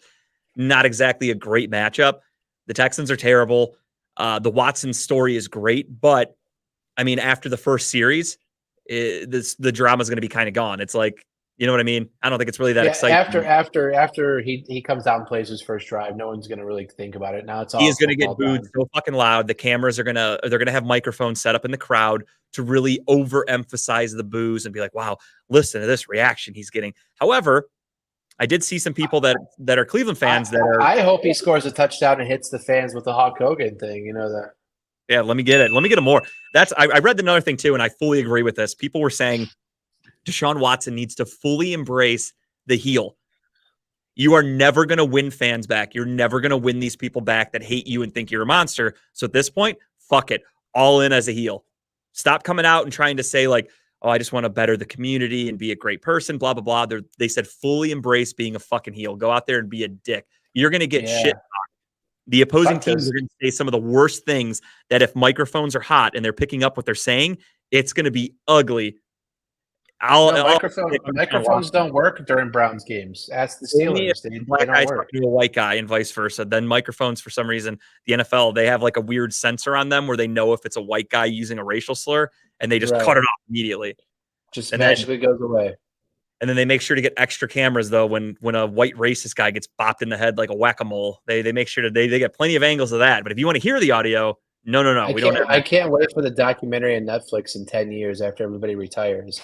The mic that went silent, NFL documentary, and the Myles Garrett versus Mason Rudolph scenario. I wonder if they would do that, or if they're going to be like, you know what? Honestly, it's Mason Rudolph. Even Netflix is going to be like, Netflix will put anything on their fucking channel or their. It'd be the Untold story, the one with Manti Te'o and shit. That'll be the one thing Netflix is like, nah, we're not interested in that. It's going to be on Tubi. Yeah, it'll be on like Tubi or Roku or something one of those like free ones. It's going to be on. It'd be a reenacted Lifetime story. Yeah, they'll play it right after the Ariel Castro special. Could you imagine the crap talk, the shit talk that they really say to Deshaun Watson? It's going to be. I mean, I remember. I'm about to give you a massage and I'm about to sack you or something. I hope it's better than your sister's. I mean, they're going to talk so much shit. Like that first game against the Jags, the preseason game when he went out there, the fans yelling shit. Which I mean, the fans. I don't really think the fans bother players. Like the players are pretty. They're all professionals. They're used to it. They're not. They don't even hear it for the most part. But the other players, though, that's where it gets really ugly. Like there is some shit I've heard that like it's nasty in there when you're talking to opposing players, and I'm all for it by all means. Here's the thing, though. It's like I guarantee half these fucking players have done the same fucking shit that Watson is done, and unfortunately, he just maybe did it worse or got caught doing whatever. But all these fucking players do the same shit. They get with massage chicks and whatever. All it is every pro athlete, I won't say every, I would say most pro athletes, most professional, whatever. If you're a celebrity in any facet, you are going to use that fame and power to try to get laid. If you're a guy, especially, that's just what guys do. If you are a single man and you have fame, fortune, good looks, whatever, you pretty much, like we said earlier, we joked about Tom Brady, how he hasn't gotten his dick sucked from Giselle in a while. And I said, well, he can go out and get it wherever the fuck he wants because he's Tom Brady. That's no lie. Tom Brady could probably tweet, who wants to come over and blow me? And the NFL might be kind of mad about it for a minute, unless it's Lamar Jackson. And then Bill Belichick knocks on the door, right? Yeah, we know. Yeah, Belichick and Robert Kraft would be like, let's go somewhere. I know a place. But what's the predator guy, sexual predator guy? Which one? The one that comes on when they trying to catch a predator. Oh, Chris Hansen or whatever. Yeah, it'd be Chris Hansen at the Chris door. Hansen comes knocking. He's like, Deshaun, I got to talk to you. Why do you have a 6-pack of Mike's Hard Lemonade? They always bought Mike's Hard Lemonade in that show. They're like, I want a 12-year-old girl. I'm going to get her Mike's Hard. Anytime someone offers me sweet tea and cookies, I get nervous. I'm like, okay, who's going to come out from around that corner? See, I don't know. For me, it's a weird reaction. I get horny after I get that combination in my body. It's very strange. A little bit of sweet tea, some cookies, and some Zima to get the mood started right there. Sugar and spice gets me in the mood. But yeah, I mean, the fans are going to be ruthless. But again, that doesn't really matter. I don't think Deshaun cares about that. These guys are professionals. They hear it all. But as you said, to your point, these pro athletes, they're out there getting laid all the time. You know how many people, like, they call them quote unquote stories on the road, like even professional wrestlers, those guys are out traveling nonstop, constantly, just a new chick every night, every city. Deshaun Watson just has a specific kink, if you want to call it that. That's what the kids say nowadays. He just likes getting jacked off on a massage table. It is what it is. It's not my thing, but if that's his thing, so be it. I'm not here to judge what other people are into. And this guy, of course, that's why I don't think these other team players are really going to talk so much shit. I think it's going to be more so just normal shit talking. But I doubt they're going to bring this scenario up as often as probably people think they're going to. Especially because there's probably so many stories that we'll never hear that they know within inner circles of like, oh, this guy's going to talk shit, and then somebody can be like, oh, I heard when you were teammates with so and so, you used to have girls shoving their fingers up your butt. Like, there's gonna be weird shit like that guys are into, and they're gonna be like, oh fuck, like, why would he tell on me for that? Half that Houston team probably ran through the same girls that are probably sitting there at Sweet right now. So yeah, and on top of that, Houston was the one setting it all up for him. So that's the most ironic part of it all, is if anybody within the Houston Texans organization talks any shit to Deshaun Watson, they've got no ground to stand on because they were 100% behind it. What was part of his deal that he could only get massages from Brown's appointed masseuses now? I'm wondering what fat hairy dudes they assigned to Watson this season. It probably good looking guys. Like, they probably look like Chris Hemsworth, big, muscular, strong men, just giving him a nice rub down. Hey, a hand's a hand. Am I right? I mean, yeah. I mean, if he turns around, he's got that small towel on and that it looks like a teepee, by all means, do what you got to do. I don't judge. It's 2022, whatever he wants, whatever he needs, whatever keeps my quarterback happy. I'm all for it. But I couldn't be more excited, truthfully, to have Deshaun starting this week. This was something that, I mention it every time we talk about it, but you and I talked about Deshaun Watson, me more so. I was doing the polls on Facebook. I'm telling people why they're wrong when I told them I'd want Deshaun over Baker. I was arguing with people a lot, and I stand by it. I stood by it that whole time. This was, of course, before the allegations and things like that. And then the allegations came to light, and again, not victim blaming, but there was a little too much to the stories where I'm like, this doesn't seem that feasible. It doesn't seem like that it all really went down the way these women are saying it went down. And then as time moved on, I feel like the heat on Deshaun Watson has really subsided. There are still some people on Twitter trying to get, any story about Deshaun Watson, if you look in the comments, there's going to be people talking shit. I mean, that's the one funny thing is he's going to have his little quarterback towel on. It's just going to look, those women are going to have PTSD up in their booth while he's. But so I know we're going to talk about it later, but what's your realistic expectation for him in this game? I mean, it's hard to say because he plays a position at quarterback where a lot of people are like, oh, he's going to be so rusty. Rust to me is something that would happen for a running back or a wide receiver. Like Odell Beckham will come back rusty because running full routes against NFL opponents, that's tough. That takes a lot of getting used to. Same with a running back that hasn't played in a while. You got to get used to taking all those hits. Things like that, I think there could be the rust. Him staying in the pocket, taking a clean shot, getting up and being fine. That's going to take a little getting used to. As far as throwing to guys, he's been practicing with these guys for most of training camp, or all of training camp, I should say. He has been back with the team for the last 2 weeks, practicing with them at full speed in practice, doing everything that Jacoby Brissett got to do. Jacoby Brissett would practice with the team all week and then go play on Sunday. So the game reps are going to be huge, but he's gotten everything except for the Sunday action that Jacoby Brissett gets. And you're playing in practice probably at close to full speed. You're playing against an NFL defense because you're playing against Denzel Ward. You're throwing against Greg Newsome, Martin Emerson. You have Clowney and Garrett coming down on you, not tackling you, but still. So, I mean, I don't understand where everyone's like, oh, he's going to be so rusty. He's a quarterback. Like, what rust really needs to be shaken off? He wasn't hurt. He's been throwing a football for the past 700 days that he hasn't been playing in games. He can still run around. He can still throw the ball. what rust is really there, except for just getting used to getting hit again. In my opinion, I think so. Three things. I think it's going to be maybe the first 2 or 3 plays just to get acclimated to that speed again, because they're not running full speed in practice, but he has to get used to that speed again. The other thing is, like you said, getting hit. But the third thing I'm excited to watch is some of these new plays that Stefanski finally pulled out of the dungeon and unlocked. And what I'm really more excited for is some of these RPO plays. I know that Watson is really good at running. We finally have a quarterback that's a dual threat that can get out there and run. He's pretty fucking quick. Which Jacoby Brissett was remotely athletic. Deshaun Watson is another level of athletic. Yeah. Where, if you saw Jacoby Brissett run for a first down and get 15 yards and you were like, oh shit, I didn't know he had that in him. Imagine like Deshaun a little train that could. Yeah. Watson would have gotten 20 extra yards. He had truck guys and shit like that. He looked like a much less athletic Josh Allen, but in a good way. But I can't wait to point out the plays that are like, okay, so that is a new play that we haven't seen yet this year. And that's what I'm excited to see. I implore any Browns fan, please, for the love of God, before Sunday, watch the first drive Deshaun Watson had against Jacksonville in the preseason. The first play, the center, Nick Harris, tears his ACL out for the year. The next play, a bullet to Anthony Schwartz dropped. The next play, I think we had a penalty. Then the play after that, Deshaun scrambled around through another fucking dart to Anthony Schwartz, who dropped it. Because again, we didn't have Chubb. We didn't have, I don't believe Njoku was playing. Maybe he was. I can't recall. Nobody was playing. Yeah, no Donovan Peoples-Jones. His number one receiver, I believe, was Anthony Schwartz. And you have Deshaun Watson throwing fucking darts in the preseason to guys that just couldn't catch. Everything he did was perfect. It's what you would expect to see on a normal game Sunday. And he's doing it with a bunch of backups, with the center just going down, things like that. And Watson looked completely fine, in my opinion.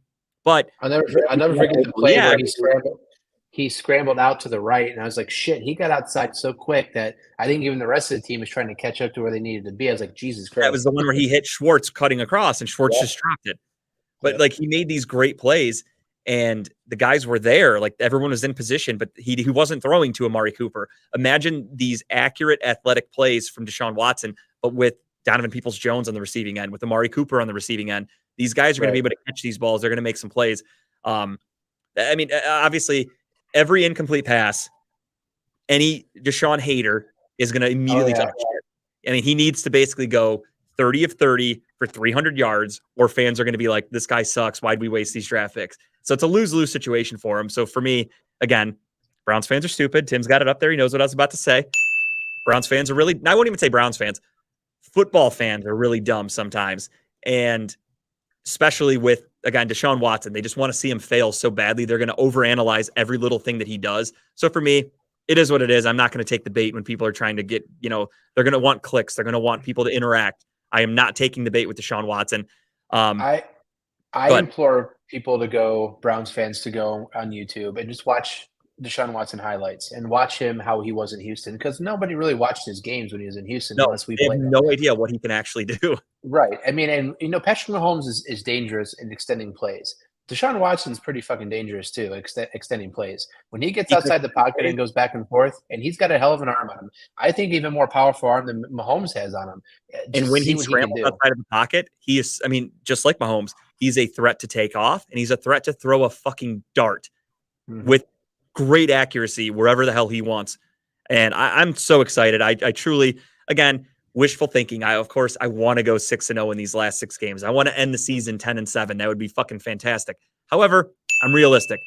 If we can win 4 out of these 6, I'm very happy with this season. If you go 4-6 or 4-2 with Deshaun Watson, that's a great way to end the year. That's a great way to build for next season. Obviously, 8-9 is not the results we're looking for. But again, you didn't have your star quarterback for 11 games. What do you expect? Right. We tried to kind of put fans into a decent situation, like an understanding of that when that suspension came about. Of, don't be surprised if we unfortunately don't do much this year. The schedule was there for us, though, and obviously most of the games were there for us too. We just couldn't complete them. But knowing that we were that close with Jacoby Brissett at quarterback just gives me so much hope for the future. Yeah, our offense was literally just missing one Watson. We're a top 10 offense. Unfortunately, defenses were able to kind of figure out Jacoby Brissett. After the Bengals game, defenses really figured out Brissett. They were stacking. Adam. They even interviewed some players, and players were saying the same thing. They're like, You're not going to be able to stack the box against Deshaun Watson like they've been doing against Jacoby because he won't give a fuck. He'll go right over the top, over a corner. He will go over those safeties. He's not afraid of these guys. Whereas someone said it's going to be dangerous because he goes, we've seen him in practice, and you can't stack the box like you used to. It's going to be very fun on Sunday. Yeah, the hype that the teammates are giving, this isn't like your prototypical rookie quarterback. I remember I heard the same things. I heard Brandon Weeden, when he was a rookie, they'd interview Joe Thomas, and Joe Thomas is saying, oh, this guy's great because Joe Thomas was such a great teammate. He said every coach was the best coach he ever had. Every quarterback was the best quarterback he ever played with. So when you read these comments in these interviews, you're like, holy shit, maybe this guy is going to be good. Joe Thomas is praising him. And then you realize they suck. Joe Thomas is just a nice guy. Now, with Deshaun Watson, all this hype you're hearing is legit. This isn't just bullshit blowing smoke up his ass. This dude is really good, and he has a lot of experience and a lot of data to back up how good he is. And yeah, I got my my Chinese Browns Watson jersey, and I can't fucking wait to wear it. Did you get it from Wish? DH Gate, that's my go-to. DH Gate's my spot. Hey, Tim, by the way, I just got the Oh no, you told me about that. Yeah. No, I didn't buy anything since then. No, I just got the Watson. I just got the ads, Tim, by the way. Thanks. I'll read them next time. I forget them in my car. Appreciate that. Analytics says Watson will increase the Browns scoring by 11 to 14 points. Which, I tried. Absolutely. And that's the thing. Even if we go up by a touchdown, how many more wins is that this season? Because that's another thing. We're going to have the ball at least 3 wins if we just had another touchdown. Yeah. Because what he can do now is not only is he just a better quarterback than Jacoby Brissett, he can extend drives, which means less punting, less possessions for the other team's offense to score on us, etc. Like there's so many things, like so many dominoes that fall down because of Deshaun Watson being here. I'm so excited. I know you guys know that. Like I can't wait for Saturday when we do Dynatech. It's probably going to be an hour of me just raving about how much I love Deshaun Watson again. It's the eve of his return. I can't wait. Do you want me to even come? I can just sit in the back and cheer you on if you want me to. Oh, you can come. I will be too. Don't you worry. I can't wait. I'm really excited. This Sunday can't get here soon enough, but we will move on. We will stop talking about Deshaun Watson. Again, keep an eye out for that Tony Busby bullshit with the suite, but we'll talk a little bit more on Saturday when we do Dynatech. We're going to be there live from 9 to 10. If you guys have nothing going on Saturday morning, come check it out. Or if you guys just want to watch it on Redline Radio LLC, you can check it out here on both Facebook pages. I'm sure it's going to be on YouTube. It's going to be on everything like you can normally find the show. So check that out Saturday morning. It's going to be on Pornhub too. We're going to go live. Me afterwards when I'm thinking about Deshaun, it might be. I'll film that myself. I'll start an OnlyFans or something like that. But let's get into some other shit. We got the Cavs right now. I'm actually watching them beating up on the Philadelphia Sixers right now. 60 to 43. Second quarter, they're getting a little payback right now because they got their asses embarrassed the other night against Toronto. So they needed to come out here and show something because that's actually what I was going to talk about. I know Philly's a little banged up for sure, but the Cavs have looked a little average to say the least against some good teams. You go against Toronto the other night. I know we have a lot of injuries. You're down Kevin Love, you're down Jared Allen, you're down a lot of your core pieces, and we got embarrassed by Toronto. To me, I'm just kind of getting nervous of like, we beat Boston twice to start the year. Boston has now surpassed almost every team in the NBA. They're the best team in the league by far at this current state. Then we went on that West Coast trip and we lost a lot of games that we should have won on that West Coast trip, which was really tough to swallow. Came back, lost that great game from Garland against the Timberwolves. And then you blow that lead against Charlotte. Just had a lot of weird games where you're like, what the fuck's going on with this team? I understand we have injuries and stuff like that, but these are things that shouldn't be happening. And then again, we lose to Toronto 2 nights ago. And then tonight, Philly, I mean, we're beating the shit out of them. It's not even, I mean, it's 62 to 43. It's almost halftime. Yeah, I mean, I love the Cavaliers. I love the youth on this team. I love what JB Bickerstaff's doing with everybody. But it is just one of those things of like, I was hoping this year would be a definitive step forward of we're legitimately going to be up there as one of the best teams in the league. And so far, when we're playing some of the better teams, we're not holding our own as much as I would like. So that's the thing. I mean, this team is so up and down. I mean, I love the team. Don't get me wrong. I'm so pumped to have Mitchell. I'm so pumped to watch this team play. I'm just excited to see what they do. But you're right. It's like the consistency, game in and game out, it's not there. Like there's games that Mobley comes and you're like, Jesus, second coming right here. Like a Kevin Durant potential. And then like one game he's just invisible. I know he's young and everything, but it's like I just wish there was more consistency with this team. Yeah, especially too. What's tough for me right now is, or not even tough. That's the wrong word, I guess. What's encouraging for me is probably the proper way to say it. Even that loss against Toronto 2 nights ago. Yes, we lost. Wasn't really close. However, the Cavaliers had almost a historically bad shooting night. I think from 3 we were like 5 of like 30 or something like that. Like, it was bad. It was ugly. It's a really poor shooting performance. And JB Bickerstaff even said that after the game. He's like, I loved the defense. I loved our effort. Shots just weren't falling. And I mean, there's really no other way to describe what happened on Monday night other than that. As a long season, you're going to have those days where you just don't. Sure. And that's the thing is, like, I can live with that every once in a while. For me, it's more so we started off so hot. We were 8-1 to start the season. And then we kind of almost got to 500. We were 8-6 at one point. Like, we went on a losing streak. So it's kind of like, I just want the Cavs to go on a nice streak, build a big lead. So to where I'm not watching, I don't want to get to the last couple months of the season to where I'm schedule watching and I'm going, shit, we really need to win here because, we're like a 6 seed. I don't want to be in the play-in game. I want the Cavs to go on a nice streak to where we're at least like, give me a top 5 seeding. I'd be more than okay with that, but lock it in. I don't want it to be like, well, we're only 2 games up here. We're still, barely hanging on in this spot. I just want to be known like we're locked into a top 5 playoff spot. There's no question about it. We are getting an actual playoff series, something like that. And I know it's super early. Don't get me wrong. I mean, we're not even in December yet, technically. And plenty of season left. But it's one of those things of like, when you're playing easy, winnable games, do not let them slip by you. And your shooting cannot be as bad as it was against Toronto the other night. You can't afford nights like that. If every 10 games they play, they win 7 of them, 6 of them, and do that the rest of the year, then they're fine. I would love that. Yeah, for sure.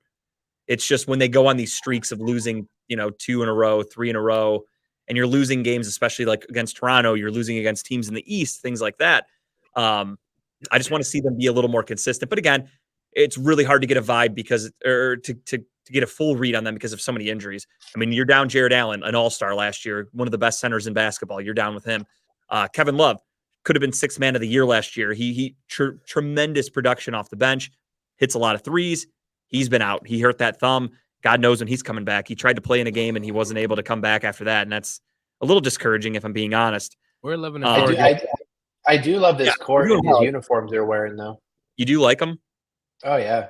You don't like the city throwbacks? I don't know how I feel about the city edition, honestly. Watching them, they look okay. I like the court color. I like that baby blue, but it makes me you're a big fan of those jerseys. You know where I'm at. I need that orange. Give me that 90s look. I love those are my favorite jerseys by far. But I mean, missed opportunity for sure. Yeah. I'm more of like Andre Miller's, Jonas Ilgauskas, Ricky Davis. I like those. Yeah, I love those. Those are personally my favorite. These city ones, I don't know. I'm not the biggest fan, if I'm being honest. I don't remember what they all look like off the top of my head, but I think I liked Milwaukee. Had really nice ones. Chipper, the man, the myth, the legend. There he is, reporting live from the sewing room right now, sitting in the dark. I love it. Yeah, I forgot all the ones that I liked. I think the Knicks had a pretty decent looking city edition. I think I like the Bucks. Dallas was pretty nice, and there was like 1 or 2 others that I liked, but overall I wasn't the biggest fan of them. I don't know, they're okay. I like these jerseys. I think I like the jerseys better than the court. If they'd have put the blue all through the court, I would have been happy. But I think I'm with you on that. I think the half and half, like this fucking shit brown that we got right here, like this is like I don't know. It's kind of an eyesore when you're looking at the different color on the different sides. I don't know. Maybe if I saw it in person, it would look different. But I mean, obviously watching on TV, you only get half the court at a time. I don't know. The brown and the blue is a weird combination for me. I can't get behind it. It's supposed to be gold.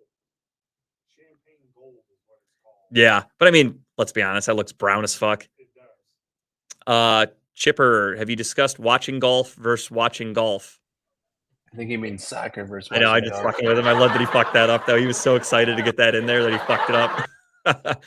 No, we have yet to speak about soccer. I guess really quickly we can touch on the. We don't have a graphic for this one because this is kind of going off the cuff here. The U.S. men's team beat Iran. A little 9/11 payback or whatever. Wow. Okay. Honestly, I watched most of it. I was bored as fuck, if I'm being honest. I just can't do soccer. I can't do it. Chipper and I actually discussed that a little bit. I get into soccer every 4 years, because I love watching. I love watching World Cup. I love watching the countries go against each other. The matches are pretty good. I agree with you to a point, though. The soccer rules are fucking stupid. Like watching, I was listening to the radio this morning, and I didn't even think about this, but Carmen and Lima were talking about like, how is it possible that a soccer game only one fucking person on the field knows when that game's going to truly end? Nobody else does. Honestly, the ref's just kind of standing there, and then all of a sudden they're like, all right, Iran's like, we're going to try to score here. The ref just blows a whistle, and I'm like, I don't know shit about soccer. I saw a guy go down. The ref blew the whistle. I'm like, oh shit, are they going to get like a penalty kick or something here? And all of a sudden they're like, and that's it. Team USA wins. I'm like, wait, what the fuck? What just happened? He just ended the game? Yeah, I had no idea what was happening.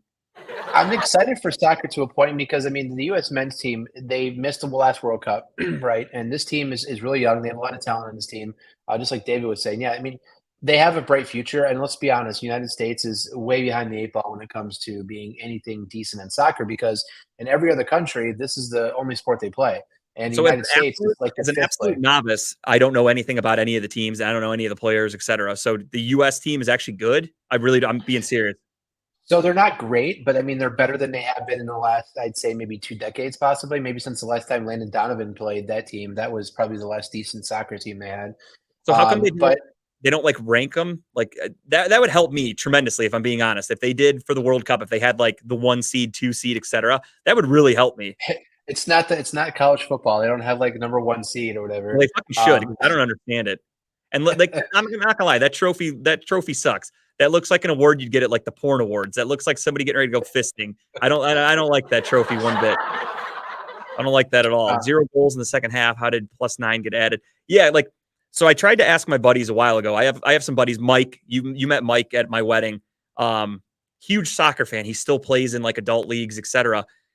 And I asked him, I'm like, all right, teach me a little bit about soccer. And he's like, well, they play 90 minutes. They do this, they do that. And all of a sudden I'm watching the game and I'm like, all right, you said they play 90 minutes. It's in like the 94th minute. He's like, oh, well, yeah, for penalties, they like add time. I'm like, what the fuck? Why did they do that? Stop the clock. So any stoppage, any injuries, any penalties, they take that time and they add it on at the end of the game. So but wouldn't it be so much easier? Stop the clock. Yeah, wouldn't it just be easier to stop the clock? And you don't have to add any time. You still only have to play to 90 minutes. It's so much fucking easier.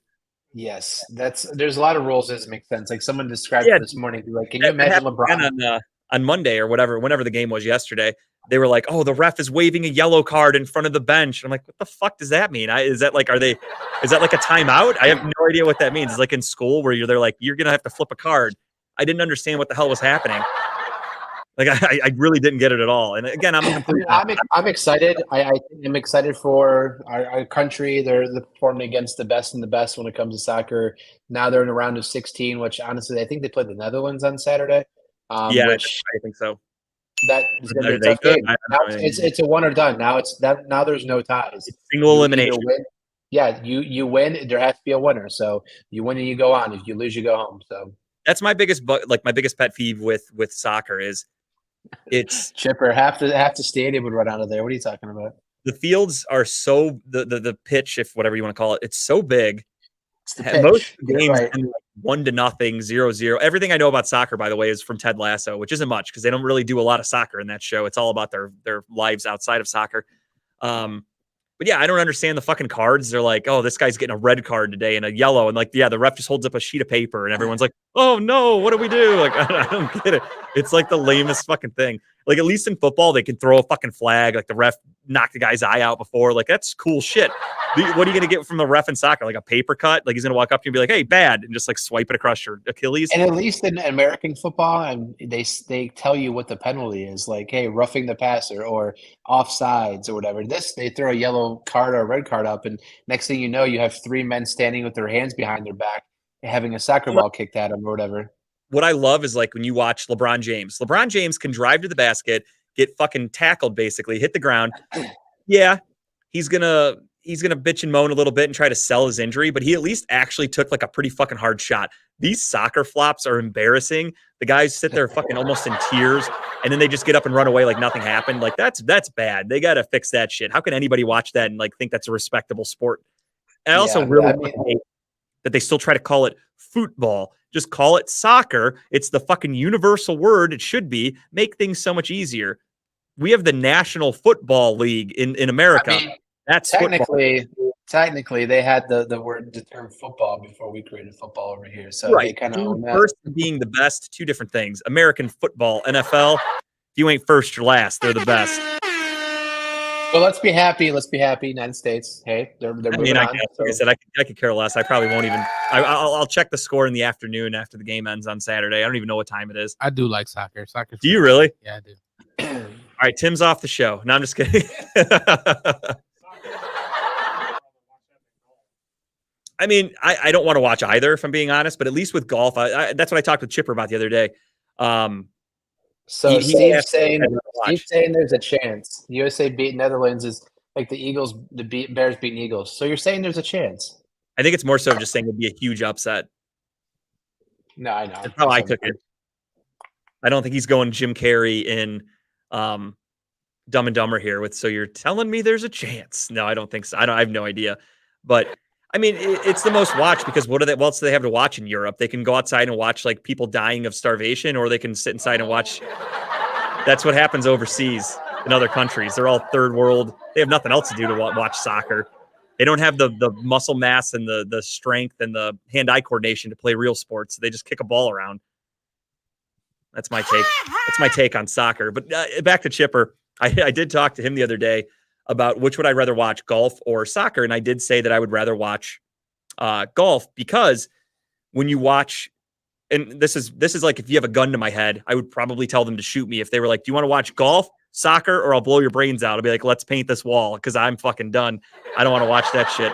But at least golf goes back and forth. Like you don't have to watch one thing the whole time. It's like, okay, here's a guy teeing off who's pretty good. So they're going to show you some of the better players. And then it's like, oh shit, this guy just hit it into the woods. Let's go to his hit really quick. And it's like, that's kind of exciting. Soccer is just back and forth running around. Like I watched yesterday, the guy kick the ball out of bounds on purpose. Like that was a designed play. He's just like, kick it. You've never played that sport, run around for 90 minutes straight. Exactly. Yeah. I can run for 90 minutes straight. I have a gym membership if I just want to go jogging. That's not a sport to me. Jogging around for 90 minutes. Congratulations. They're the most athletic people ever. What's up? The most athletic people ever. I'm waiting for that comment next. I was going to say conditioned. Yeah, the best, the most well conditioned. I'll give them that.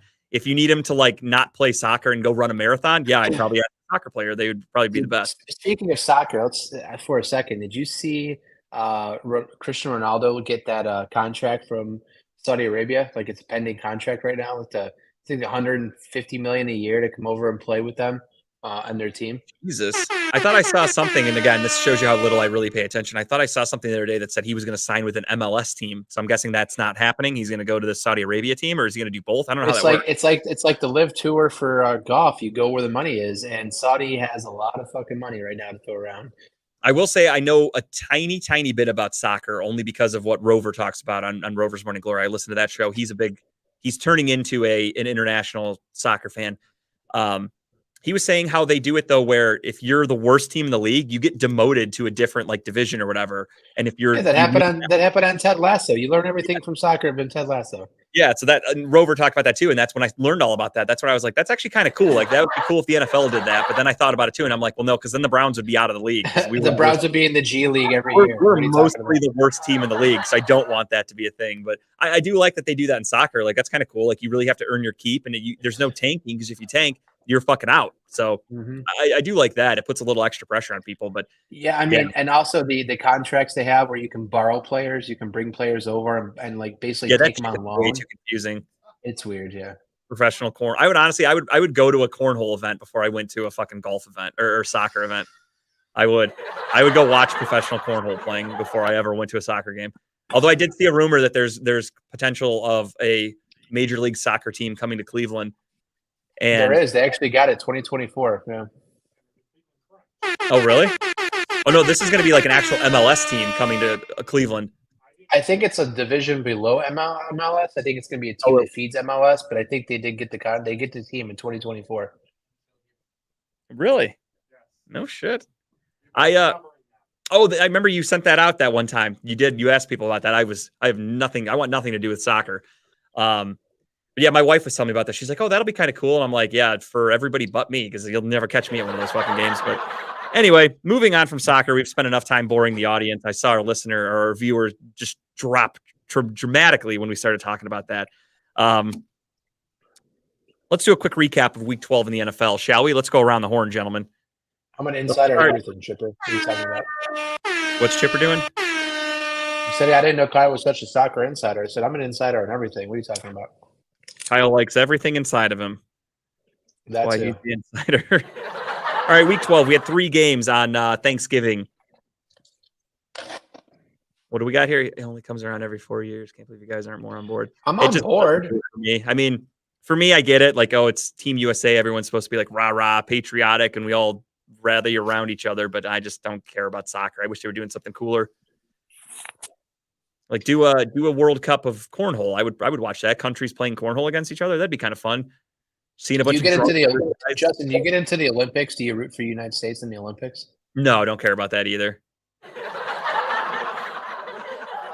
None of that stuff interests me. So you hate your country. I got it. Okay, let's move on. I don't hate the country. I don't pretend to love everything about America because they're playing in a game. You know what I mean? Like I watched the Guardians, who 90% of them are from like the Dominican. So there's not like a big patriotic thing in my fandom. I just like my teams. I like Cleveland.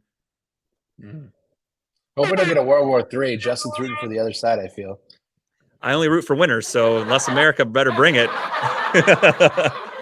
I know which side of the fence to be on. I'm okay with it. All right, week 12, let's go.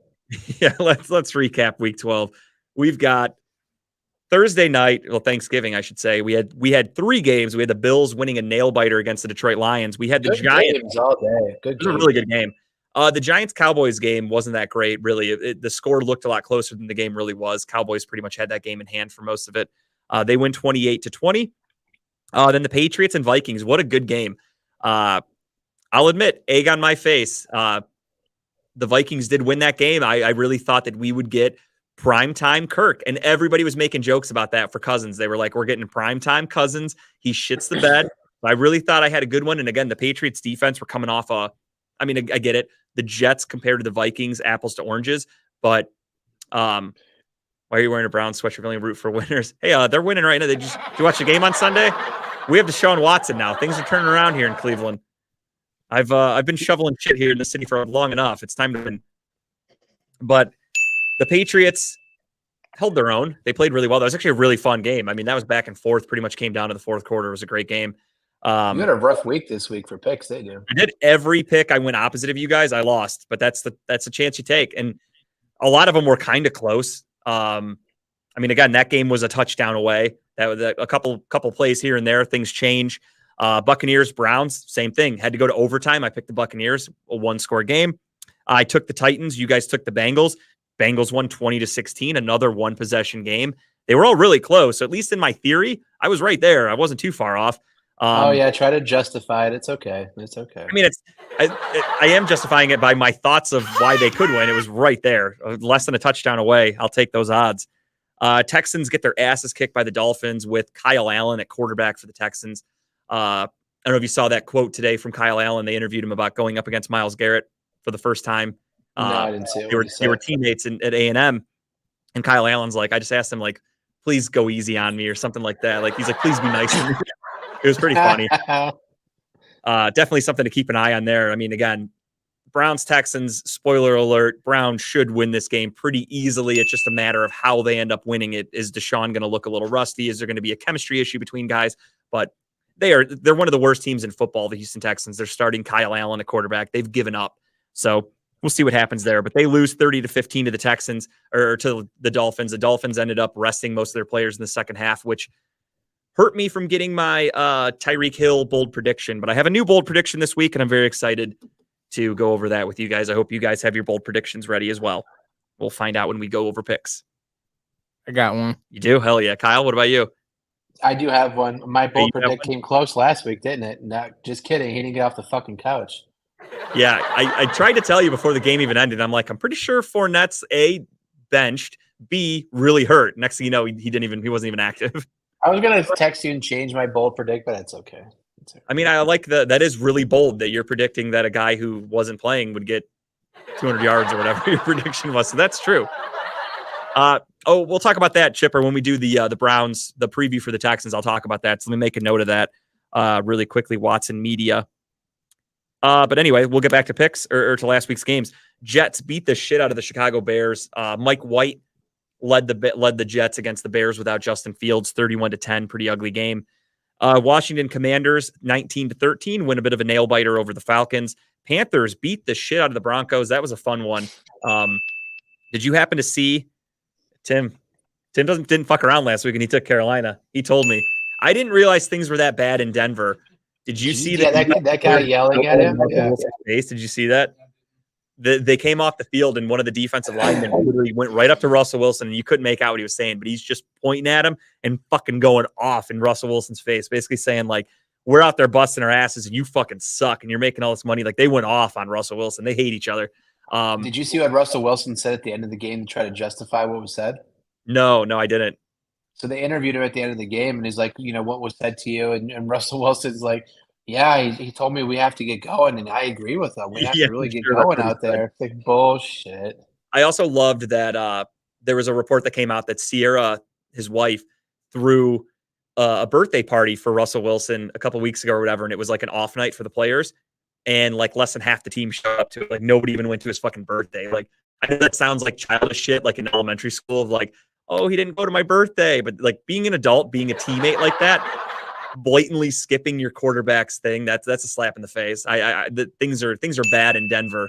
Dude, that's some shit out of the draft day where they asked the college person come out and how many people went to his birthday party and nobody. Yeah, went. that's legit. And when you see that with Denver, I mean, they put a lot of money and a lot of draft picks invested into him. My buddy, that's the Seahawks fan, fucking loves watching Denver lose every week because that just means he's getting a top 5 pick. Moving on. The Ravens lose to the Jaguars 28-27 with a bold 2-point conversion to end the game for the Jags. Another bold 2-point conversion for the Los Angeles Chargers to beat the Arizona Cardinals 25-24.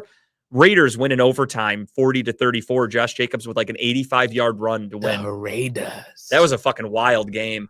Seattle just didn't have it. I really thought Seattle could have won that game. And there were opportunities. I mean, again, it went to overtime, but Josh Jacobs just ran a mud hole through them. That was ugly.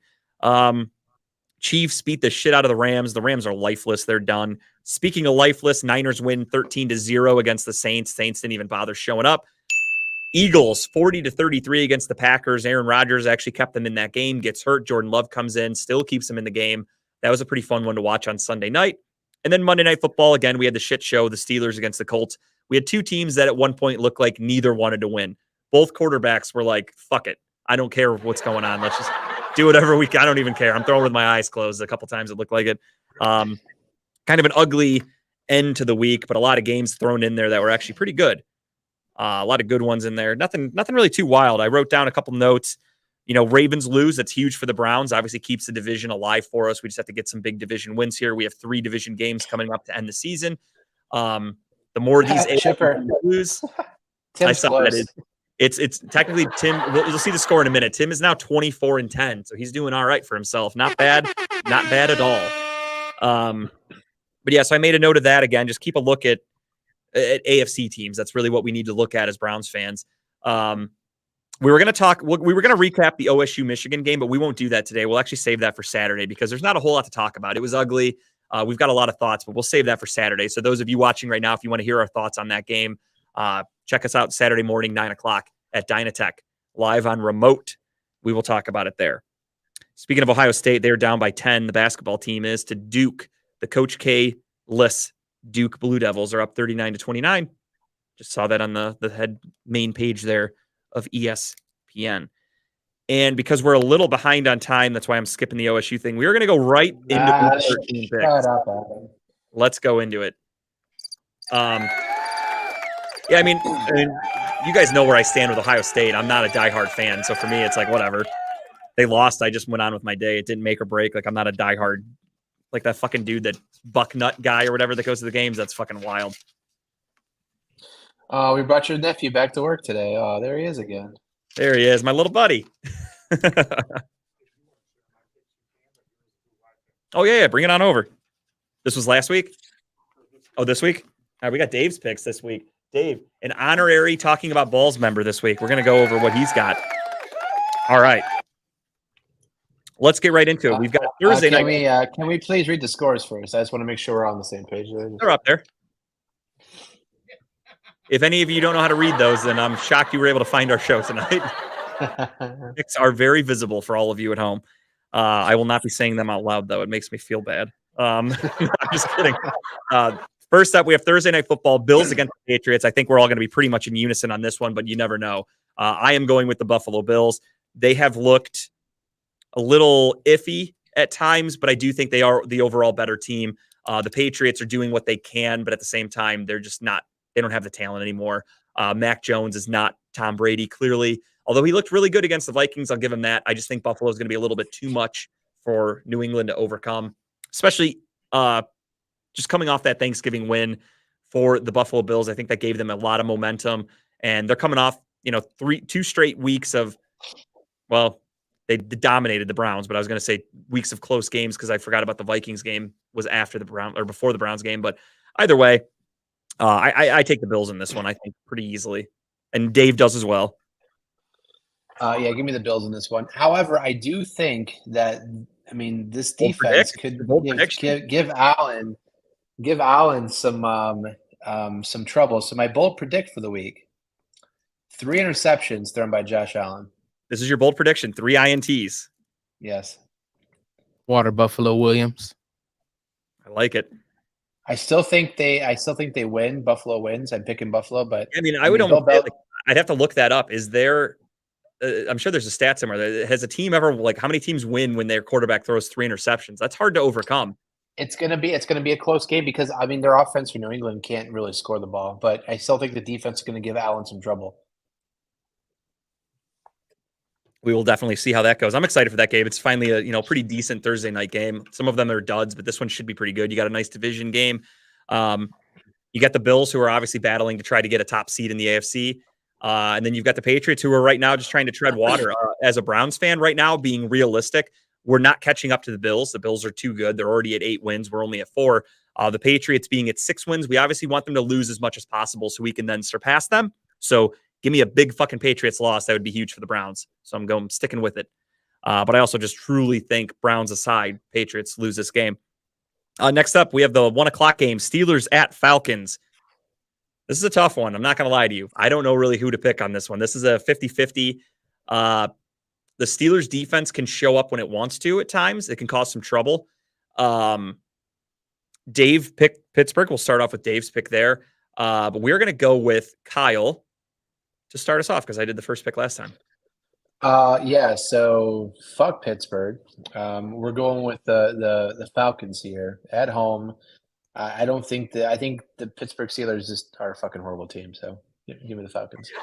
I want to go with the Falcons too. I want to just because I hate the Steelers. And again, this is part of that. I don't think the Steelers are a threat by any stretch of in terms of playoff and or a wild card or anything like that. I will say though, I hate to admit this, but on Monday, I was rooting for the Steelers to win that game because I need the Colts to lose because the Colts are ahead of the Browns right now in terms of wild card. So I was actually rooting for the Steelers, but I can't do it again this week. I'm going Atlanta. I have to go.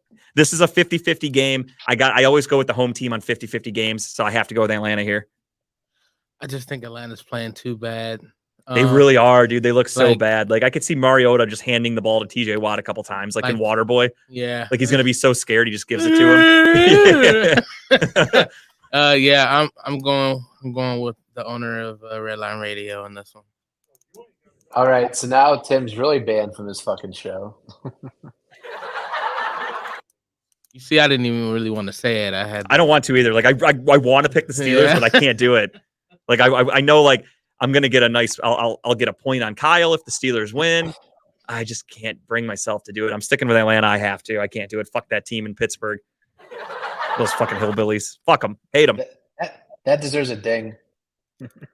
Yeah, I fucking hate them. And then Tim going to Pittsburgh. All right, we see where he stands, sucking up to the boss just because he's sitting in front of him. Yeah. Tim's just kissing ass because he's all excited. Dave's here. If Dave he were bought here, me pizza. Yeah, that's true. He walked in with Papa John's. He buttered up Tim a little bit just to get him to talk nice about the Steelers. All right, at moving on. that height that Tim stands right now, he can kiss a lot of ass right there, so it's okay. We've got the Packers. We've got the Bears. We've got Aaron Rodgers taking on his children because he is the daddy of the Chicago Bears. Chicago is projected to get Justin Fields back this week. Aaron Rodgers says he's good to go. He'll play. With the Justin Fields injury happening, they also lost Darnell Mooney for the season. They are without Khalil Herbert. They are just so fucking banged up. And I think, obviously Mike fucking White shredded that defense. Aaron Rodgers is going to have a field day. I think his success against Chicago continues. Give me Green Bay here. Dave is taking Chicago, actually, but I'm going Green Bay. Oh, man. This is a toss-up game for me because part of me wants to think Chicago might pull this one off because I don't know. Again, Green Bay, what the fuck? And Justin Fields coming back, but no, the injuries are just too much, I think, for the Bears to overcome. Give me the Packers. To your point, you're taking the Packers? Yeah, give me the Packers. To your point where you said, what the fuck with Green Bay? They've actually looked pretty good over the last few weeks. I mean, even against the Eagles on Sunday, they held their own. I mean, it was a 7-point game. It got ugly at times, but they were able to make some comebacks here and there. They were able to score on, Philly's one of the best defenses in football, and they were able to score with Rodgers and with Jordan Love. So it makes me think that they're bad. Don't get me wrong, but they're not as bad as they looked in the beginning of the season. So I think they definitely can win this game because, again, the Bears look like they have the worst defense in football, one of the worst, and rightfully so.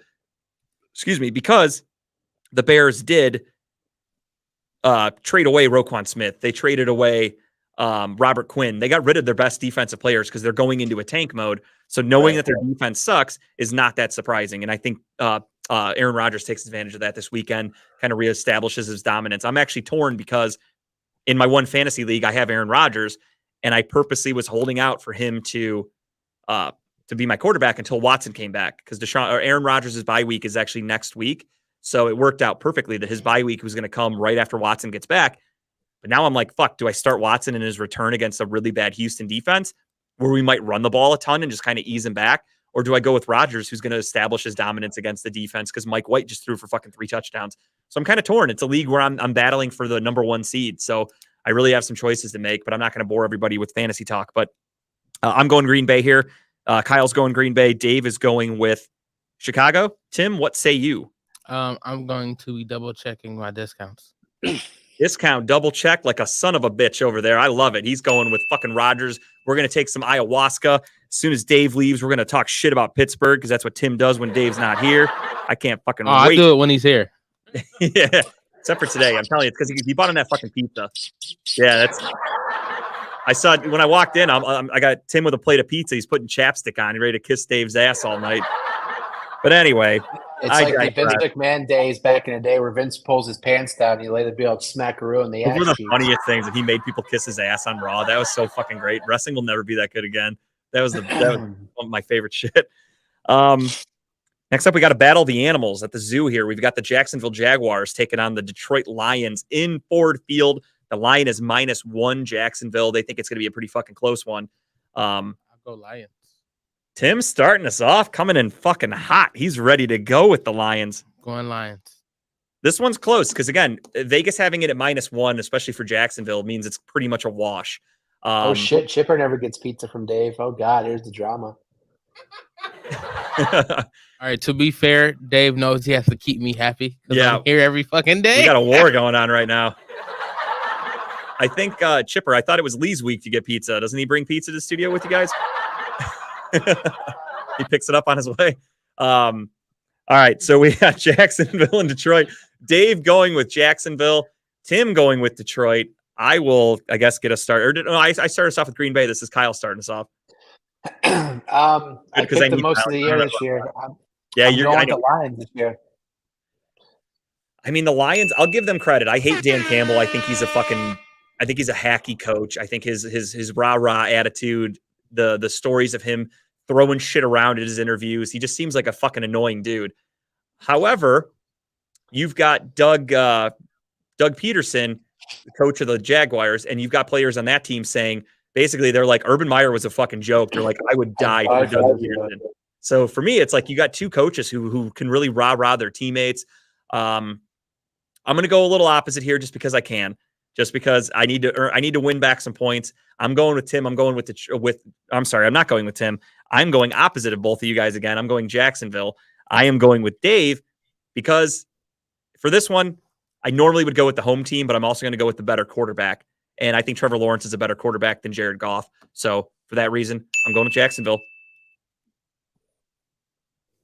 And the growth and the lead gets bigger, folks. I mean, I can only either make a comeback or I can go down further. There's only two options for me here, so I got to start swinging. It's getting You're much better when you go down further, by the way. So it's okay. We'll see. We'll see what happens. You said that a couple weeks ago, and I tied that shit up pretty quickly. Pretty quickly.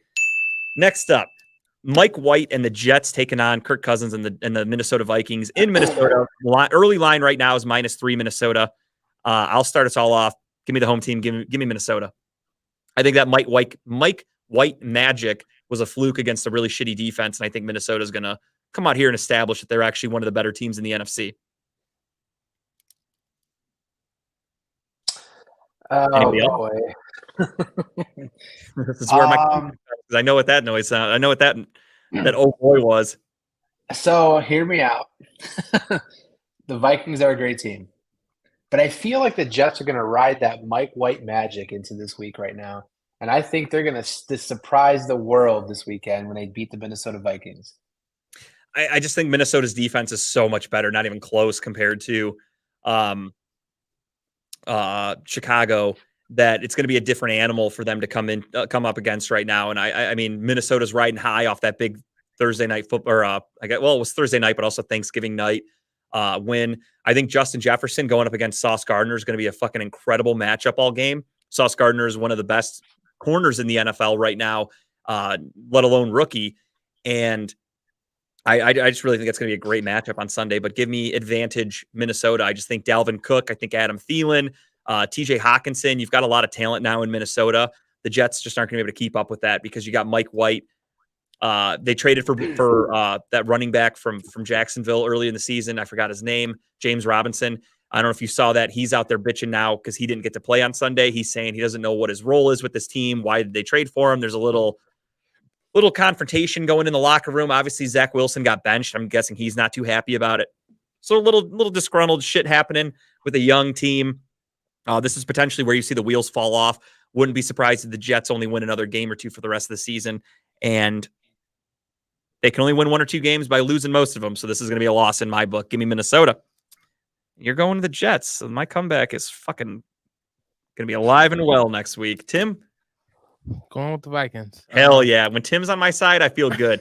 And that was a sincere pick. That wasn't Tim kissing my ass like he does to Dave. That was a sincere pick when he looked at me in the eyes right there and said, give me Minnesota. I said I can't. Terrible. I can't see where Tim's right hand is right now. Looks like it's under that table doing a little magic though. So Tim knows what he's doing. I'm sure he does. He's buttering me up. I love it. He had to win me back. He was losing me for a minute by kissing Dave's ass. He won me back though with that Minnesota pick. We're back. We're on the same page. I love it. I know I'm safe. Who Dave take? Alternative. He's good. He's good. And Dave is going with Minnesota as well. Next up, we've got Washington against the Giants. The Commanders against the Giants should be a pretty good one. Division game, 7-5 Commanders against the 7-4 Giants. The East is fucking wild in the NFC, to be honest. So this is a really good game. This is going to kind of like loser might be fucked. Like your season might be over after this game because these are the two teams at the bottom of the East. So this is a tough one. Right now, we've got the line at 2.5 Washington. With that being said, it is Kyle's pick, so I'm going to put the pressure on him. No pressure. I think this is a pretty easy pick. I think the Commanders take this one. I think the Giants are just kind of not. They're kind of show their true colors a little bit. So, damn it! I was hoping you were going Giants. I'm going Washington. Yeah, we got a Tim Washington Commanders. You heard that name. We have talking about balls going directly against Dave because we're 3 against 1 right now. Dave is the only one, the lone wolf, picking the New York Giants this week. It's a lot of balls in Dave's face. Let's see what he does. For everyone else, it is just Dave. Tell me how my ass tastes. Dave is just surrounded by balls right now in the picks. Your ass probably tastes like pizza right now. Probably does actually. Next up, we have the Tennessee Titans against the Philadelphia Eagles. Tennessee's good, not great. A lot of rumors with them. We could talk about that on Saturday about Mike Vrabel being linked to the Ohio State job. Could be interesting to keep an eye on, something to see there. Tennessee right now is battling for the 1 seed in the AFC South, but coming off a tough loss against Cincinnati. I don't think they get back on track here against the Eagles. Give me Philadelphia on this one. Fly, Eagles, fly. Give me Philly here. I forgot about Tim's noises. I love that. We need to keep that going tonight. And Dave is also going Philly, so we got a four-way sweep right there. Next up, Broncos against the Ravens.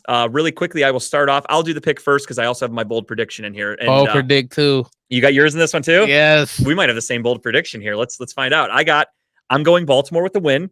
Yeah. However, I'm going to hold to that even if Lamar doesn't play. I don't know if you guys saw Lamar Jackson left practice today with a quad injury. But if they do have to go to their backup, I forgot his name. He played us last year. Whatever. Huntley. Yeah. Huntley. Tyler Huntley. Yeah. So if Tyler Huntley plays, I still think advantage Baltimore. But He's better than Lamar. Yeah, he actually is, I think. My bold prediction, Russell Wilson gets benched. Oh, my God. Is that your fucking... Yes! Are you shitting me? I swear to God. I wrote that before I left. I wrote Rusty Wilson bench. That's my bold prediction. I wrote that hours ago. I swear Tim and I did not talk. No shit. Yes, that's my bold prediction. Hell yeah, so, dude. I mean, maybe I'll switch mine now, but I swear to you. No, I like the spontaneity of it. I love it. We got a bold prediction from Dave. I could see that too. He says Nathaniel Hackett gets fired. I don't even know if that's that bold of a prediction. I thought he should have been fired 2 weeks ago. I think it's a bold prediction to say he's going to stay hired is the bolder prediction at this point. Yeah, it's definitely coaching. I mean, when you have your head coach come in and so far in his, what have they played? They're 3-8. They've played 11 games. Nathaniel Hackett has been stripped of his play calling duties. They had to hire a guy to help with clock management. That's not a good sign. He's fired. That's not a good sign. Yeah, he's done. He's a dead man walking. So Dave's going with Hackett's getting fired. I'm going with benched Russell Wilson, and I'm not talking. There will be an asterisk. I'll be very specific. He's not going to get benched because it's a blowout. It's not going to be like the situation of it's 40-3. Let's just put in the backup. I mean, they are going to be bad decisions. Yeah, they're going to be down by like 7 to 10 points, and they're going to say, "Fuck it, Russell, go to the bench right now. We don't know what's wrong with you, but go to the bench." Like 2 to 3 interceptions and literally come out the game. Like more teammates yelling at him, yeah, basically telling the coach like, "Get this fucking guy off the field, or I'm not playing anymore." And they're going to be like, "Russ, sorry, buddy, get to stepping." It's a chemistry thing at this point. So I agree. So that's the reason why I was going with that. Like it's really bad for it to be the way it is. You know what I mean? Putting number aren't 3. Aren't you two fucking cute over there? You know, jerking each other off and having the same. I told you when he looked me in the eyes and we fucking locked eyes, we made the same pick. I was like, "We're back. We're fucking back right now." And then we both had the same bold prediction. Shit's getting wild in here right now, Kyle. So just for the show's sake, yes, thank you. More birds. I love it too because it's like without Kyle here, we don't have that buffer in the way. So I got Tim and I making that eye contact. That's the connection we're feeling right now. That's how we got that Russell Wilson bold prediction. Yeah, give me the Ravens here. That's an easy pick. All right.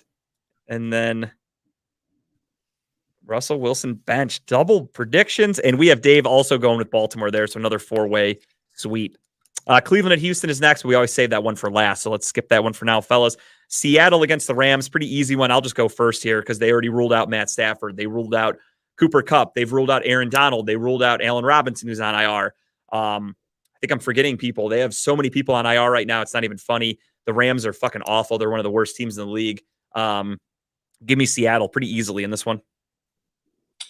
Yeah, Tim, help me out here with who I'm picking. Yeah, we need. I love that all the birds just sound identical. I love that about it. Like, imagine if you're a bird watcher, you're like, what the fuck is that? Like, what bird sounds like this?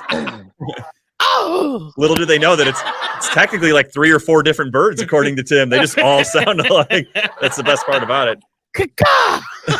Yeah, I love the caw-caw. Everyone's like, what fucking team is that? But yeah, so Seattle for everybody. And then Dave, the lone wolf here, going with the Rams. I don't know if Dave made these picks a little early if he didn't know about all those injuries, but I don't think the Rams stand a fucking chance. You think? We'll see. We shall see.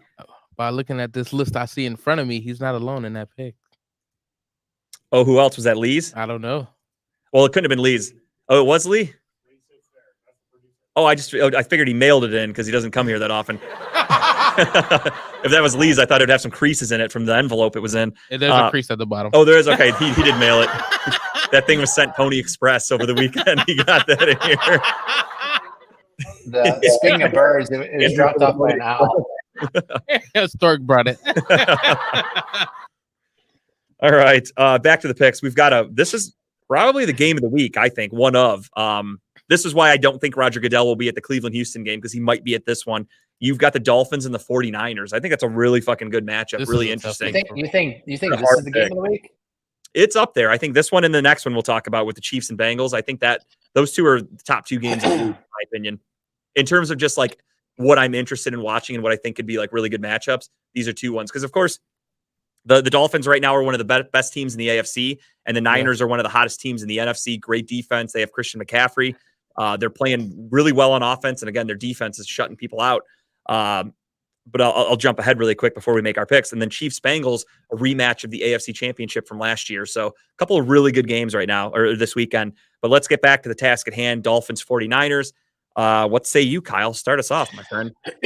I think that defense is going to be well prepared for that offense he's bringing to this game. They've seen it a lot. So I think they're prepared to handle it. Their defense is legit. I think Jimmy G goes out there, has another great game.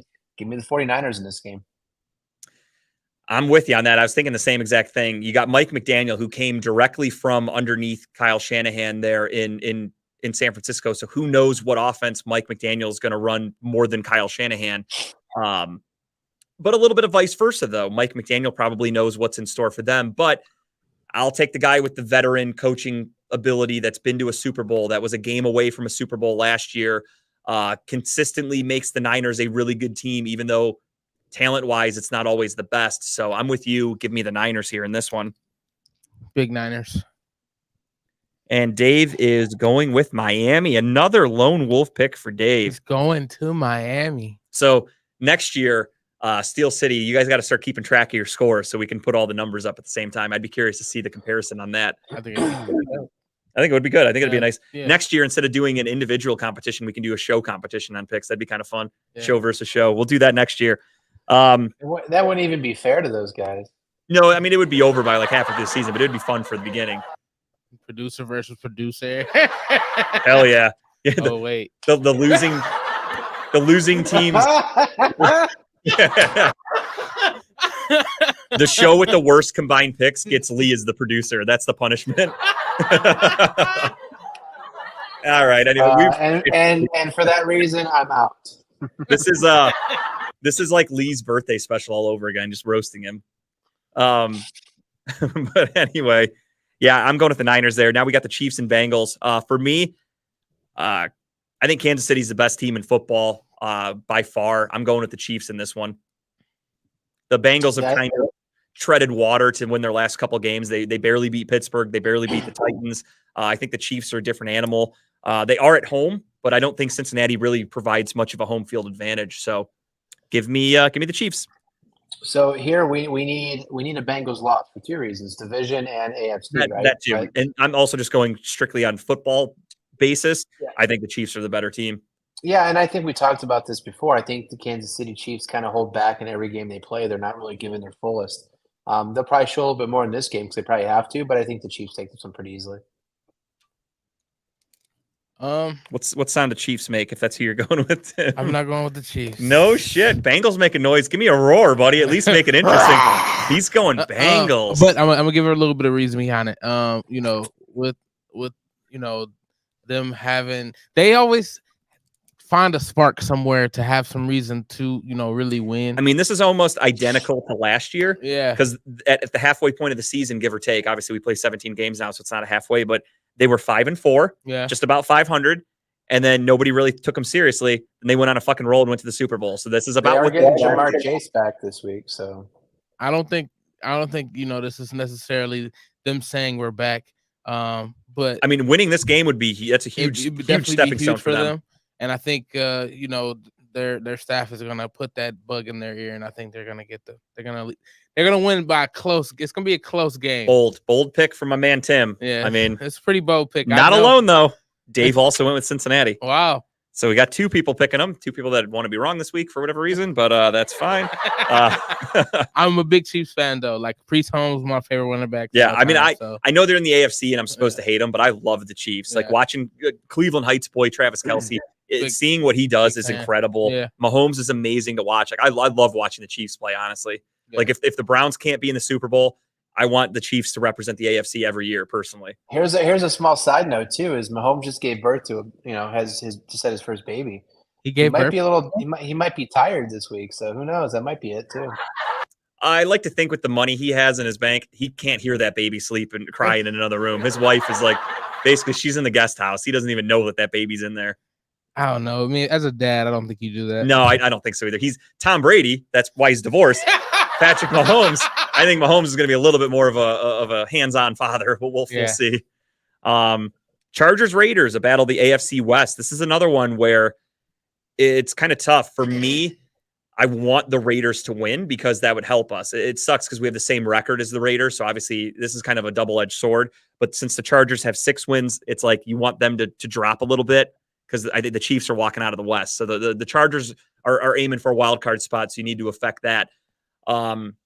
With that being said, though, I don't think the Raiders have the ammunition to keep up with the Chargers. Chargers have looked pretty good lately.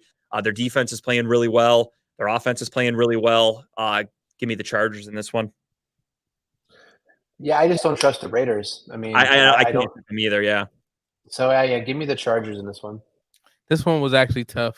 It is honestly a tough one. I mean, Vegas has it at 1.5 Chargers. Like that's it. That's a really tight spread. But I'm gonna go with the 2 balls. Who doesn't like a tight spread? Going with the Chargers. Yeah. We love a tight spread. And Dave went with Cincinnati. I said that, and then Dave is going with the Chargers also. So a four person sweep on that one as well. Sunday Night Football, you've got the Colts against the Dallas Cowboys. I don't even really need to go around. I think everyone's going to pick Dallas here pretty fucking easily. I mean, I could see this being like Dallas winning by like 30 points. This could be a blowout. Pretty ugly game. Mystery picks have Indy. Really? Lee took Indy? That explains a lot. All right, yeah. Basically, Tim, if you've made any of the same picks in that paper, you need to reevaluate. Actually, I think a lot of them I went out. Good. You're doing the right thing. Lee doesn't have cable at home. He's just watching old 1998 highlights of the Colts. So he thinks Peyton Manning still plays for him. Still thinks Peyton Manning plays for the Colts. So he's like, yeah, give me them. Yeah, no, for me, I think the Cowboys win by 30 or 20 plus. This is going to be a blowout in my opinion. So give me the Cowboys pretty easily. I'm assuming I speak for everybody else. America team. The Browns? Right. They're the real America's team. I want to hear Dave say the word Cowboys though, doesn't he? He's not like not allowed to say it. Dave can say Cowboys. I mean, they try not to. Angels I not watching. He's allowed to say it on this show. But either way, Dave had Dallas winning as well, so that's pretty easy pick. No, Dave did not take the Raiders, Chipper. He went with the Chargers. And then Monday Night Football, we've got washed-ass Tom Brady against the terrible New Orleans Saints. Begrudgingly, I'll watch a little bit of this game because it's Monday Night Football, but I'm going to go with with the Buccaneers, I'm sorry, just because the Saints are that bad. So give me the Buccaneers by default. Well, you're going Saints. What? Give me the Saints in this one. Gladly. I think the Saints have the Bucs number sometimes, but yeah, give me the Saints. All right. As much as I fucking hate Tom Brady, I can't. They just got shut out. They've scored, I think, 3 points in the last 2 weeks. The Saints, they're fucking ass. I just don't think it gets better for them, especially on the road, being in Tampa after a hard loss. Yeah, after Tom Brady's pissed. I'm sure he takes everything to heart still. So yeah, give me Tampa Bay, and same with Tim. So thank you, Kyle, for giving me that extra point to catch up to you. And Dave went with Tampa Bay as well. And now we get to the Browns and the Texans.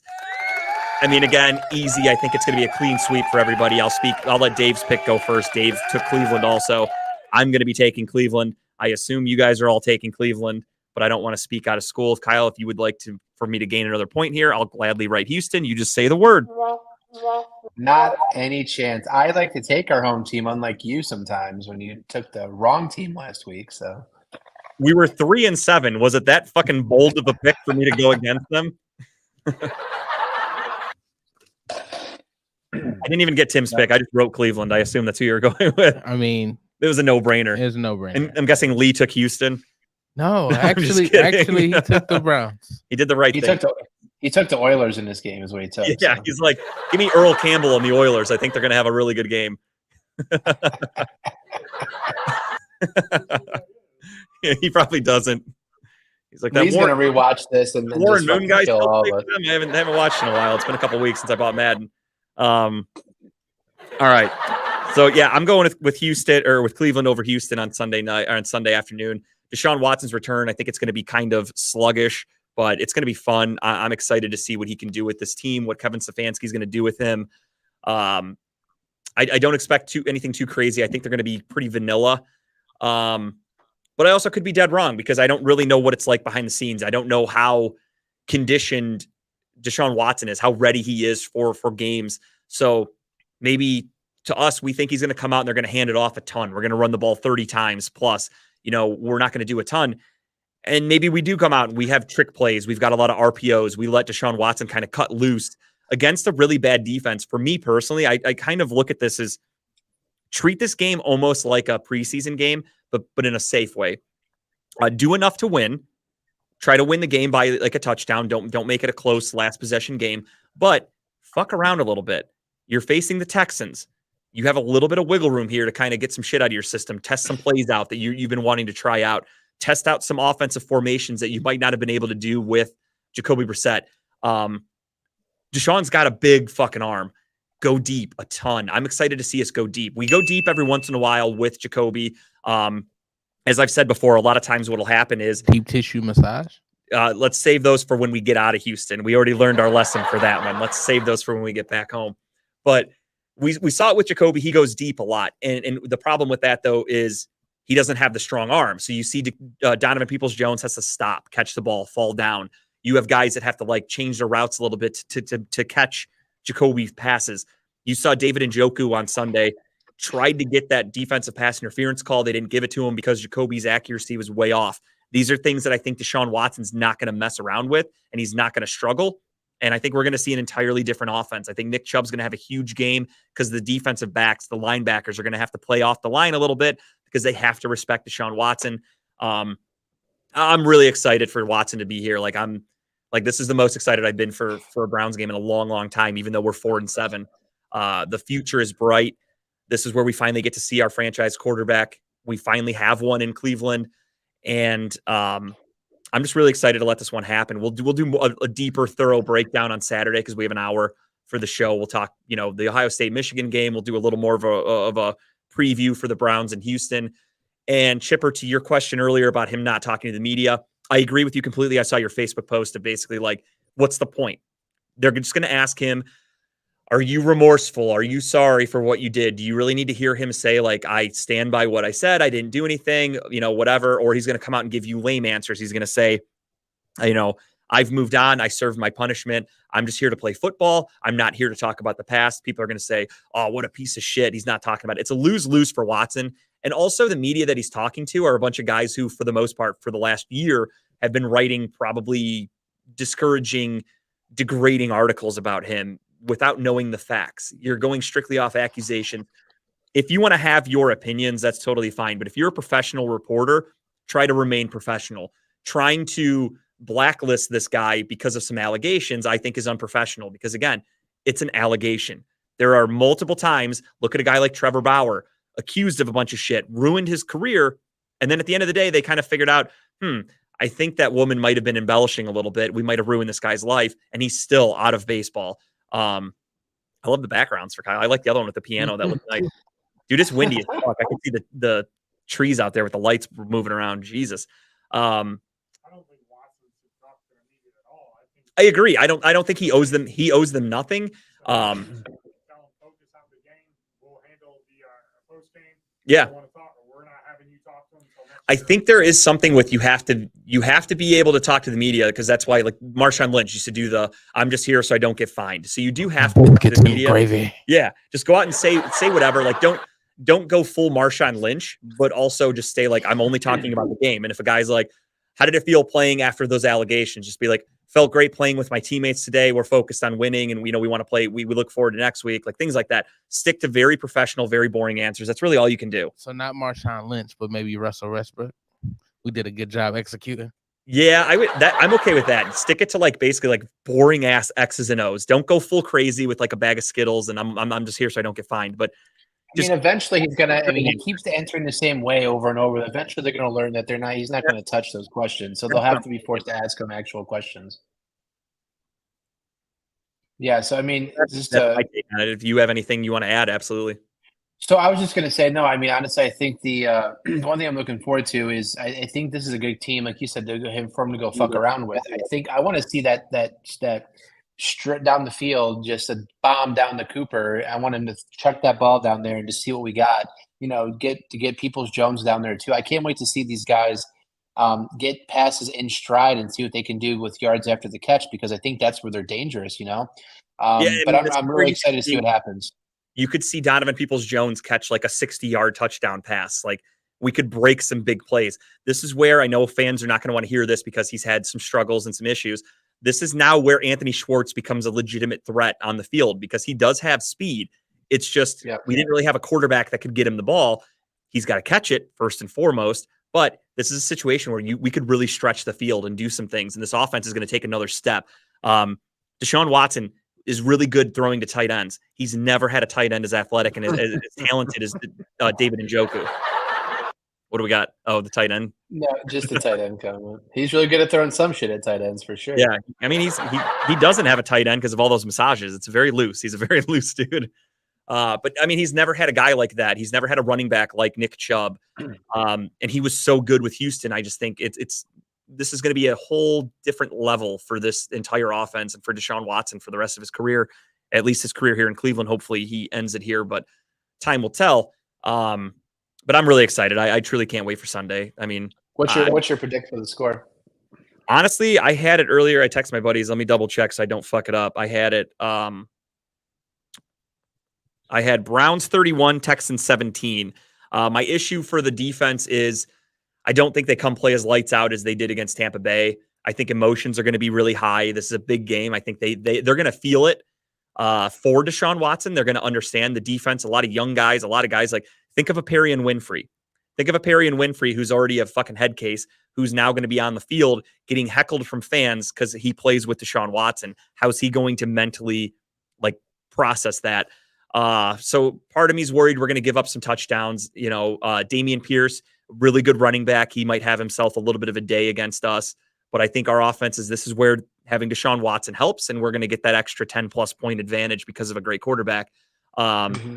So I'm going 31-17, but I could definitely see the lead being a bigger win for the Browns. Yeah, I think I got this. I originally said like 45 to 17. Yeah, I wanted to go low because I do think I'm going to stay in the lane that we're going to be very vanilla. We're going to be very laid back offense. But again, against the Texans, you can kind of swing for the fences every once in a while. So maybe we do put up a 40 spot because they might not be able to stop us. And we have a guy like Deshaun Watson, who's A, making a tremendous comeback to the league, B, vengeful game. He wants to get back to the Houston Texans. So does he say, fuck it, coach, I want to put up 50 on these guys. Like, I want to fucking embarrass this franchise. I'm all for it. Put your foot on the throat and don't let up. So I hope they win 50-3. Like, that would be fucking phenomenal, but we'll see. A win's a win. I'll take it. Again, Browns fans, do not overreact one way or the other. If Watson looks amazing, we are playing the Texans. If Watson looks terrible, hasn't played in 700 days. So Chipper, if you tuned in the beginning of the show, you would have heard our thoughts on it. Oh yeah, Chipper, we were talking about that. You're going to have to go back and listen. We broke all that down.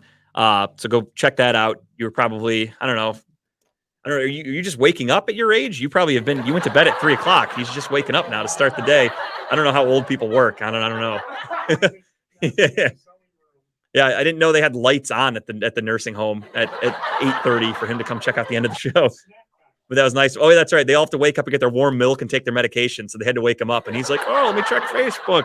So congrats. Thanks for joining us, Chip. Yeah, we went over all that in the beginning of the episode if you want to check it out. But that's all I got for the Browns and Texans. And now it's time for everybody's favorite segment. And that is just the tip. Timbuktu, start us off, my friend. What was the last week I did the turkey? Yes. And that was like that plate looked fucking delicious. We were doing some shots, doing a little drinking some Busch Light, and he puts up this delicious fucking plate of food. And I'm like, it was so good. and then on top of it, I know that I was going to a bar right after that doesn't serve food. So I'm like, damn it, now I'm really fucking hungry and I got nothing to eat. It wasn't an actual plate. It was like a picture off the internet. Yeah. But so I gotta come back to the comedy. And this bar does sell food. I'm into that. Yes. Tell me more. It's gonna be the unapologetically funny Christmas edition, Bad Santa. It's gonna be dope. It's the December 17th at 8 p.m. Hosted, of course, by Lex Vegas is presenting it. Okay. It's gonna have Chris Too Much. It's gonna have Miss Petty. It's gonna have Derek Lamont. It's gonna have D1D, Ulysses Dickerson, Precious, and it's gonna be hosted by yours truly, Timbuktu. It's a hell of a lineup. Yeah, man. This lineup is gonna be fire. The place has good food. The bartenders are amazing. It's a good time. It's a free show too, guys. It's a free show. You don't want to miss it. This lineup, this is a great lineup, seriously. And it's gonna be a fun time. Like, I'm hosting it. Not a lot of people have seen me host. I'm very curious to see how you would host, because that's totally different than doing a set. It's way different. Yeah. And it's personally my favorite. Really? Yes, I love hosting. This is Tim's time to shine, everybody. It is. So if you come out, have a good time. Fuck yeah. I'm telling you, you will not be upset. And I mean, who else to get Santa? Who else to be Santa? But another fat jolly guy. I'll be sitting on your lap, that's for sure. Everybody, check that out. That's at Old World Tavern, 661 East 185th Street, Euclid, Ohio. Again, that's Saturday, December 17th, 8 p.m. Free show. You can't beat a free show. They do accept donations, of course. It's the holiday. Get in the holiday spirit. Give a little bit, everybody. Give a little bit. Give a little. Just a little bit. But yeah, definitely check that out. What a lineup and a free show. You can't beat free, dude. I know, right? Literally, pun intended. You can't put a price on free. And I'll have some news for you guys next week regarding the Christmas holiday that Redline Radio is going to do. So you guys can announce it on your show next week. Okay, sounds great. And then Kyle, you are up, my friend. Yes. So my pick this week is a TV show that I was kind of skeptical about going into watching, just because this guy's like 95 years old. But it had a good mob story to it. Chipper Tulsa Factor. King. Tulsa King. It's Stallone. Obviously, we love Stallone from back in the 80s, 90s, whatever. But he plays a mob guy who served 25 years in prison for crimes he committed. Lost my ear. He served 25 years. He never ratted, never told on anybody. He never talked to anybody. He was basically the good Christian, good person in prison. He gets out. He goes back to his mob boss and basically says, "Okay, I was a good guy. What do I get?" And they said, "Well, you get shipped off to Tulsa, Oklahoma." And he's like, "What the fuck?" So basically, the story is about him getting shipped out there and basically getting started. He started to create his own corner of the mob world out there, because there's nobody else out there. And then the story kind of kicks off after he becomes partners with a local weed dealer who it happens to be legal out there. And it kind of takes off from there. I'm 3 episodes in right now. But I'm surprised. It's actually a pretty good story. And Stallone plays a pretty good mob guy, a very believable mob guy. So I recommend it if you like the action, if you like it. The same guy who created Yellowstone, wrote Yellowstone, is also created this and wrote this. So if you like Yellowstone, you'll probably like this one as well. So check it out. I'll check that one out. I'll probably wait till it's all out. You and I were talking about that earlier. I'm a binge watch kind of guy, so right. I'll wait till every episode's out and I'll rip through them in like a weekend or something like that. That's kind of my style. However, I have a hot take. A lot of people probably aren't going to agree with me on this one. I think Taylor Sheridan, the co-creator, whatever, of Yellowstone, a little overrated. He's putting his hands in a little too much right now. And I mean, Yellowstone, I think, is an okay show. I really don't think it's as good as everybody hypes it. I've watched every episode, even this season starting off. I'm kind of like, what the fuck? Like, these stories are just, I don't know. It's not losing me. I'll keep watching, but it's just, I don't know. I don't find it as great as everybody claims. It's fine. It's like a little far-fetched. A little bit. Yeah. Like, especially, I don't want to spoil anything for anybody that hasn't seen it, but once anybody if you've seen these episodes and you want to talk about it with me in person, I've got plenty to say about this season so far. This season's trash so far. The story is so slow right now. Fucking spin-offs. They just go every 50 years back. They're like, hey, we got 1883, then we're gonna have 1923, then they're gonna come out probably with 1953 in a couple of months. And then that fucking Taylor Sheridan dude, he did the doing Tulsa King. He must have signed an exclusive contract with Paramount, because then he also had the Mayor of Kingstown. Just all these fucking shows. Every show starts. You said Mayors of Kingstown was a good show, though. It was okay. I mean, the writing on that as well. I think it just must be a Taylor Sheridan thing. The writing on these shows gets so fucking far-fetched and outlandish that I'm watching it and I'm just like, I'm cringing at home. Like, ugh, like that would never happen. This is so dumb. Like, there's plenty of scenes in all of his shows where I say that out loud. So I imagine Tulsa King will be no different. I'll watch it, but I will definitely make my complaints, because that's just what I do. But I'll check it out when I get a chance. But for me, my tip of the week is a movie I just had the pleasure of seeing last night. It comes out this Friday in theaters. Violent Night, starring David Harbour from Stranger Things. He, of course, plays Santa Claus. Truthfully, this is John Wick, but a little cheesier and with Santa Claus. Fun movie. It was honestly really entertaining. It was out there. This is like, do not go into this expecting to watch a serious movie. It's very outrageous, but it's fun. They pay homage to a lot of classic Christmas movies. You've got, they pay homage to Home Alone. They pay homage to Die Hard. Just a lot of Christmas movies, some funny one-liners in it. John Leguizamo was great. It's got, forgot her name, Beverly D'Angelo, the mom from National Lampoon's Vacation. She's in the movie. It's got a pretty decent cast. If any of you guys watch the show The Righteous Gemstones, I love that show on HBO. It's a good comedy. The woman that plays the daughter, Judy Gemstone, she's in the movie, and she basically plays the same character she does on The Righteous Gemstone. So it's really great. Just a fun movie. I truly think this will be something that I watch every year around Christmas time to kind of get in the Christmas spirit, even though it's about, robbing and murdering people and stuff like that. But again, it's a cheesier John Wick with Santa Claus, and it was fun. It was really cool. David Harbour did a great job. Again, I can't wait to see this again when it comes out on demand or something. If you go see it in theaters, I don't necessarily know if it's worth it. I think this could have been a straight on demand kind of thing. But either way, if you got nothing else to do, there's nothing else at the movies, you're bored, it's winter, there's not shit to do in Cleveland, go check it out. Go see the movie Violent Night. Comes out this weekend. Did you? He gave an interview that said that they're giving him the green light to. I don't know if they're doing a sequel or they're going to bring more characters into this this cinematic universe of Violent Night. So I'd be really curious if they bring like more like of those type of fictional characters into like a sequel or something. Not that it's spoiling anything, but they do give the backstory on Santa and why he's such a badass. And I do I'll tell people about this in person. I don't want to spoil anything from the movie, but they go over like the magic of Christmas and like how it turns you into like being Santa, and like it also shows his life before he was Santa. Really cool. Just a fun movie. It was remotely original, different twist on like your action movies, because you've got the Equalizer movies with Denzel, you've got the John Wicks, you've got the fucking Jack Reachers and the Jack Ryans and everybody else named Jack that gets in a movie where they fight people. Just so many things like that. To get one where it's Santa doing the ass kicking, and it's David Harbour who got in really good shape for Stranger Things and put all the weight right back on. So he takes his shirt off in a couple scenes. He's got this big belly. And it's not CGI'd, it's legit. It's just cool to see a guy like that kicking some ass, and like he gets his ass kicked back. Like it's not just him dominating the whole thing. Like there's a couple parts where you're like, oh shit, how's he gonna get out of this one? So it's really cool. Just a fun movie. I highly recommend you guys checking it out, especially for the holidays. Chipper has a tip. Maverick comes back to theaters for 2 weeks this weekend. I didn't see it in theaters the first time it was there. I'm definitely not going for this little span. Man, they're milking that. I just released the shit to streaming already. I mean, I'll watch it when it's on Paramount Plus, but I'm not going to a theater to watch fucking. They got me twice because I went to the theater twice to watch that shit, and I thought it was. Oh, absolutely. I can't do it. Tom Cruise, just knowing Tom Cruise is like 4 feet tall. I can't take him serious in these action roles. I don't know. It's something about that. Just watching that movie in theaters is worth it because it's just the fight, the planes, and all that shit. It was kind of cool to listen, but no, just released the shit to streaming already. It's that's I'm waiting. I still have never even seen the original Top Gun. I'll watch that eventually, but they don't interest me. That still blows my mind.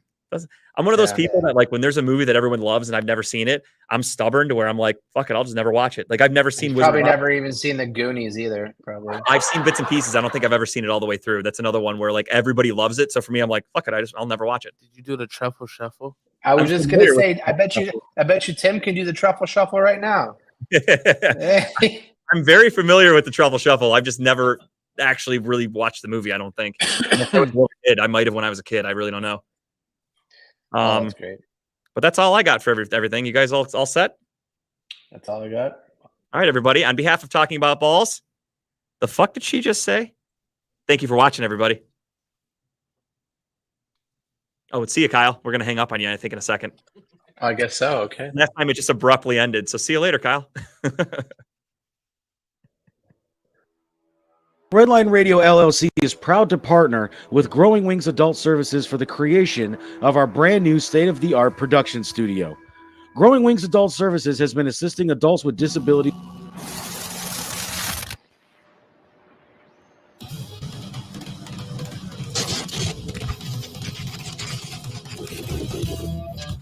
Hello, ladies and gentlemen. I'm Dave Wolenchek, the owner of Redline Radio LLC, and I want to take a minute to tell you what we're about here at Redline Radio. Pause. Rewind. I am a 2015 graduate of the Ohio Media School, and one day I had a dream to own a radio station. Well, not only do I have one, but now I have two studios. One is located at 4941 Pearl Road, Cleveland, Ohio. The other one, which is our state-of-the-art studio, green screen 360 cameras, top-of-the-line microphones, great producing. That is located at 60 Front Street in Berea, Ohio. So interested in trauma and what happens to the body, especially with women. So do you have anything that happened to you, something that was traumatic for your body that still kind of sits in there and in your mind? Of a contract because of what was how they were viewed, how they identified themselves. It's paperwork. We currently have 18 shows and growing each day. If you have an idea for a podcast, look us up right there, Redline Radio LLC. Not only do we have 18 shows, but we have 17 sponsors who have supported us throughout the years. It's also what? I don't need you to correct me. Every time you make a play or get yardage, there's a holding penalty. Wait, have we actually had positive yardage today?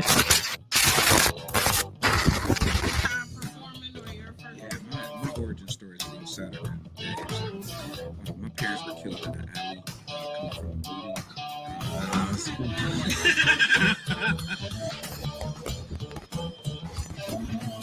Rob for this piece of monkey trash. So, why is this movie ranked Getting ready to say, y'all can take it up with me. My inbox is open. Facebook, Don Peterson. Instagram, Don Pizzle 216. Inbox me, DM me. Y'all have an issue with what I'm getting ready to say. The show, and I'm your host, Lex Vegas, a.k.a. Smarty McFly, a.k.a. Peter Popoff, a.k.a. King Petty, a.k.a. Smarty Belly the Don, a.k.a. the notorious Lex.V, a.k.a. Dick the Bruiser, You know, so if you're having them adult parties, you want to hit up your favorite snack dealer, you can contact her. You can contact AC, and that's at 216-800-3881. IG, your favorite snack dealer _DM for orders. Was a fucking weird one, to say the least. Started off with a Christian McCaffrey trade, though. Yeah, I didn't see that coming.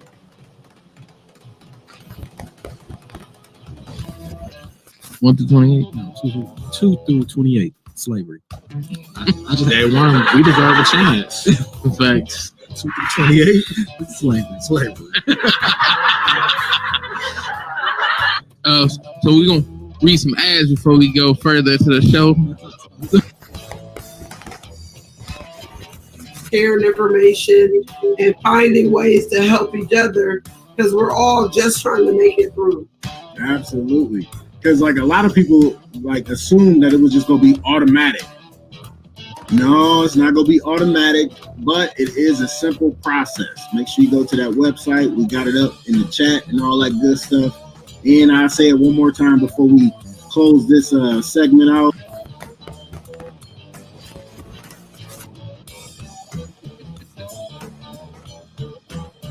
Have you ever faked it? At times, yes. I had to fake it a lot here lately whenever I was fall last year. Oh shit. Came up for me as I was actually scrolling on TikTok. I want everybody to see how I saw it, so y'all know tell me if I'm tripping or not, because I don't know. But anyway, so I'm on TikTok. I'm scrolling.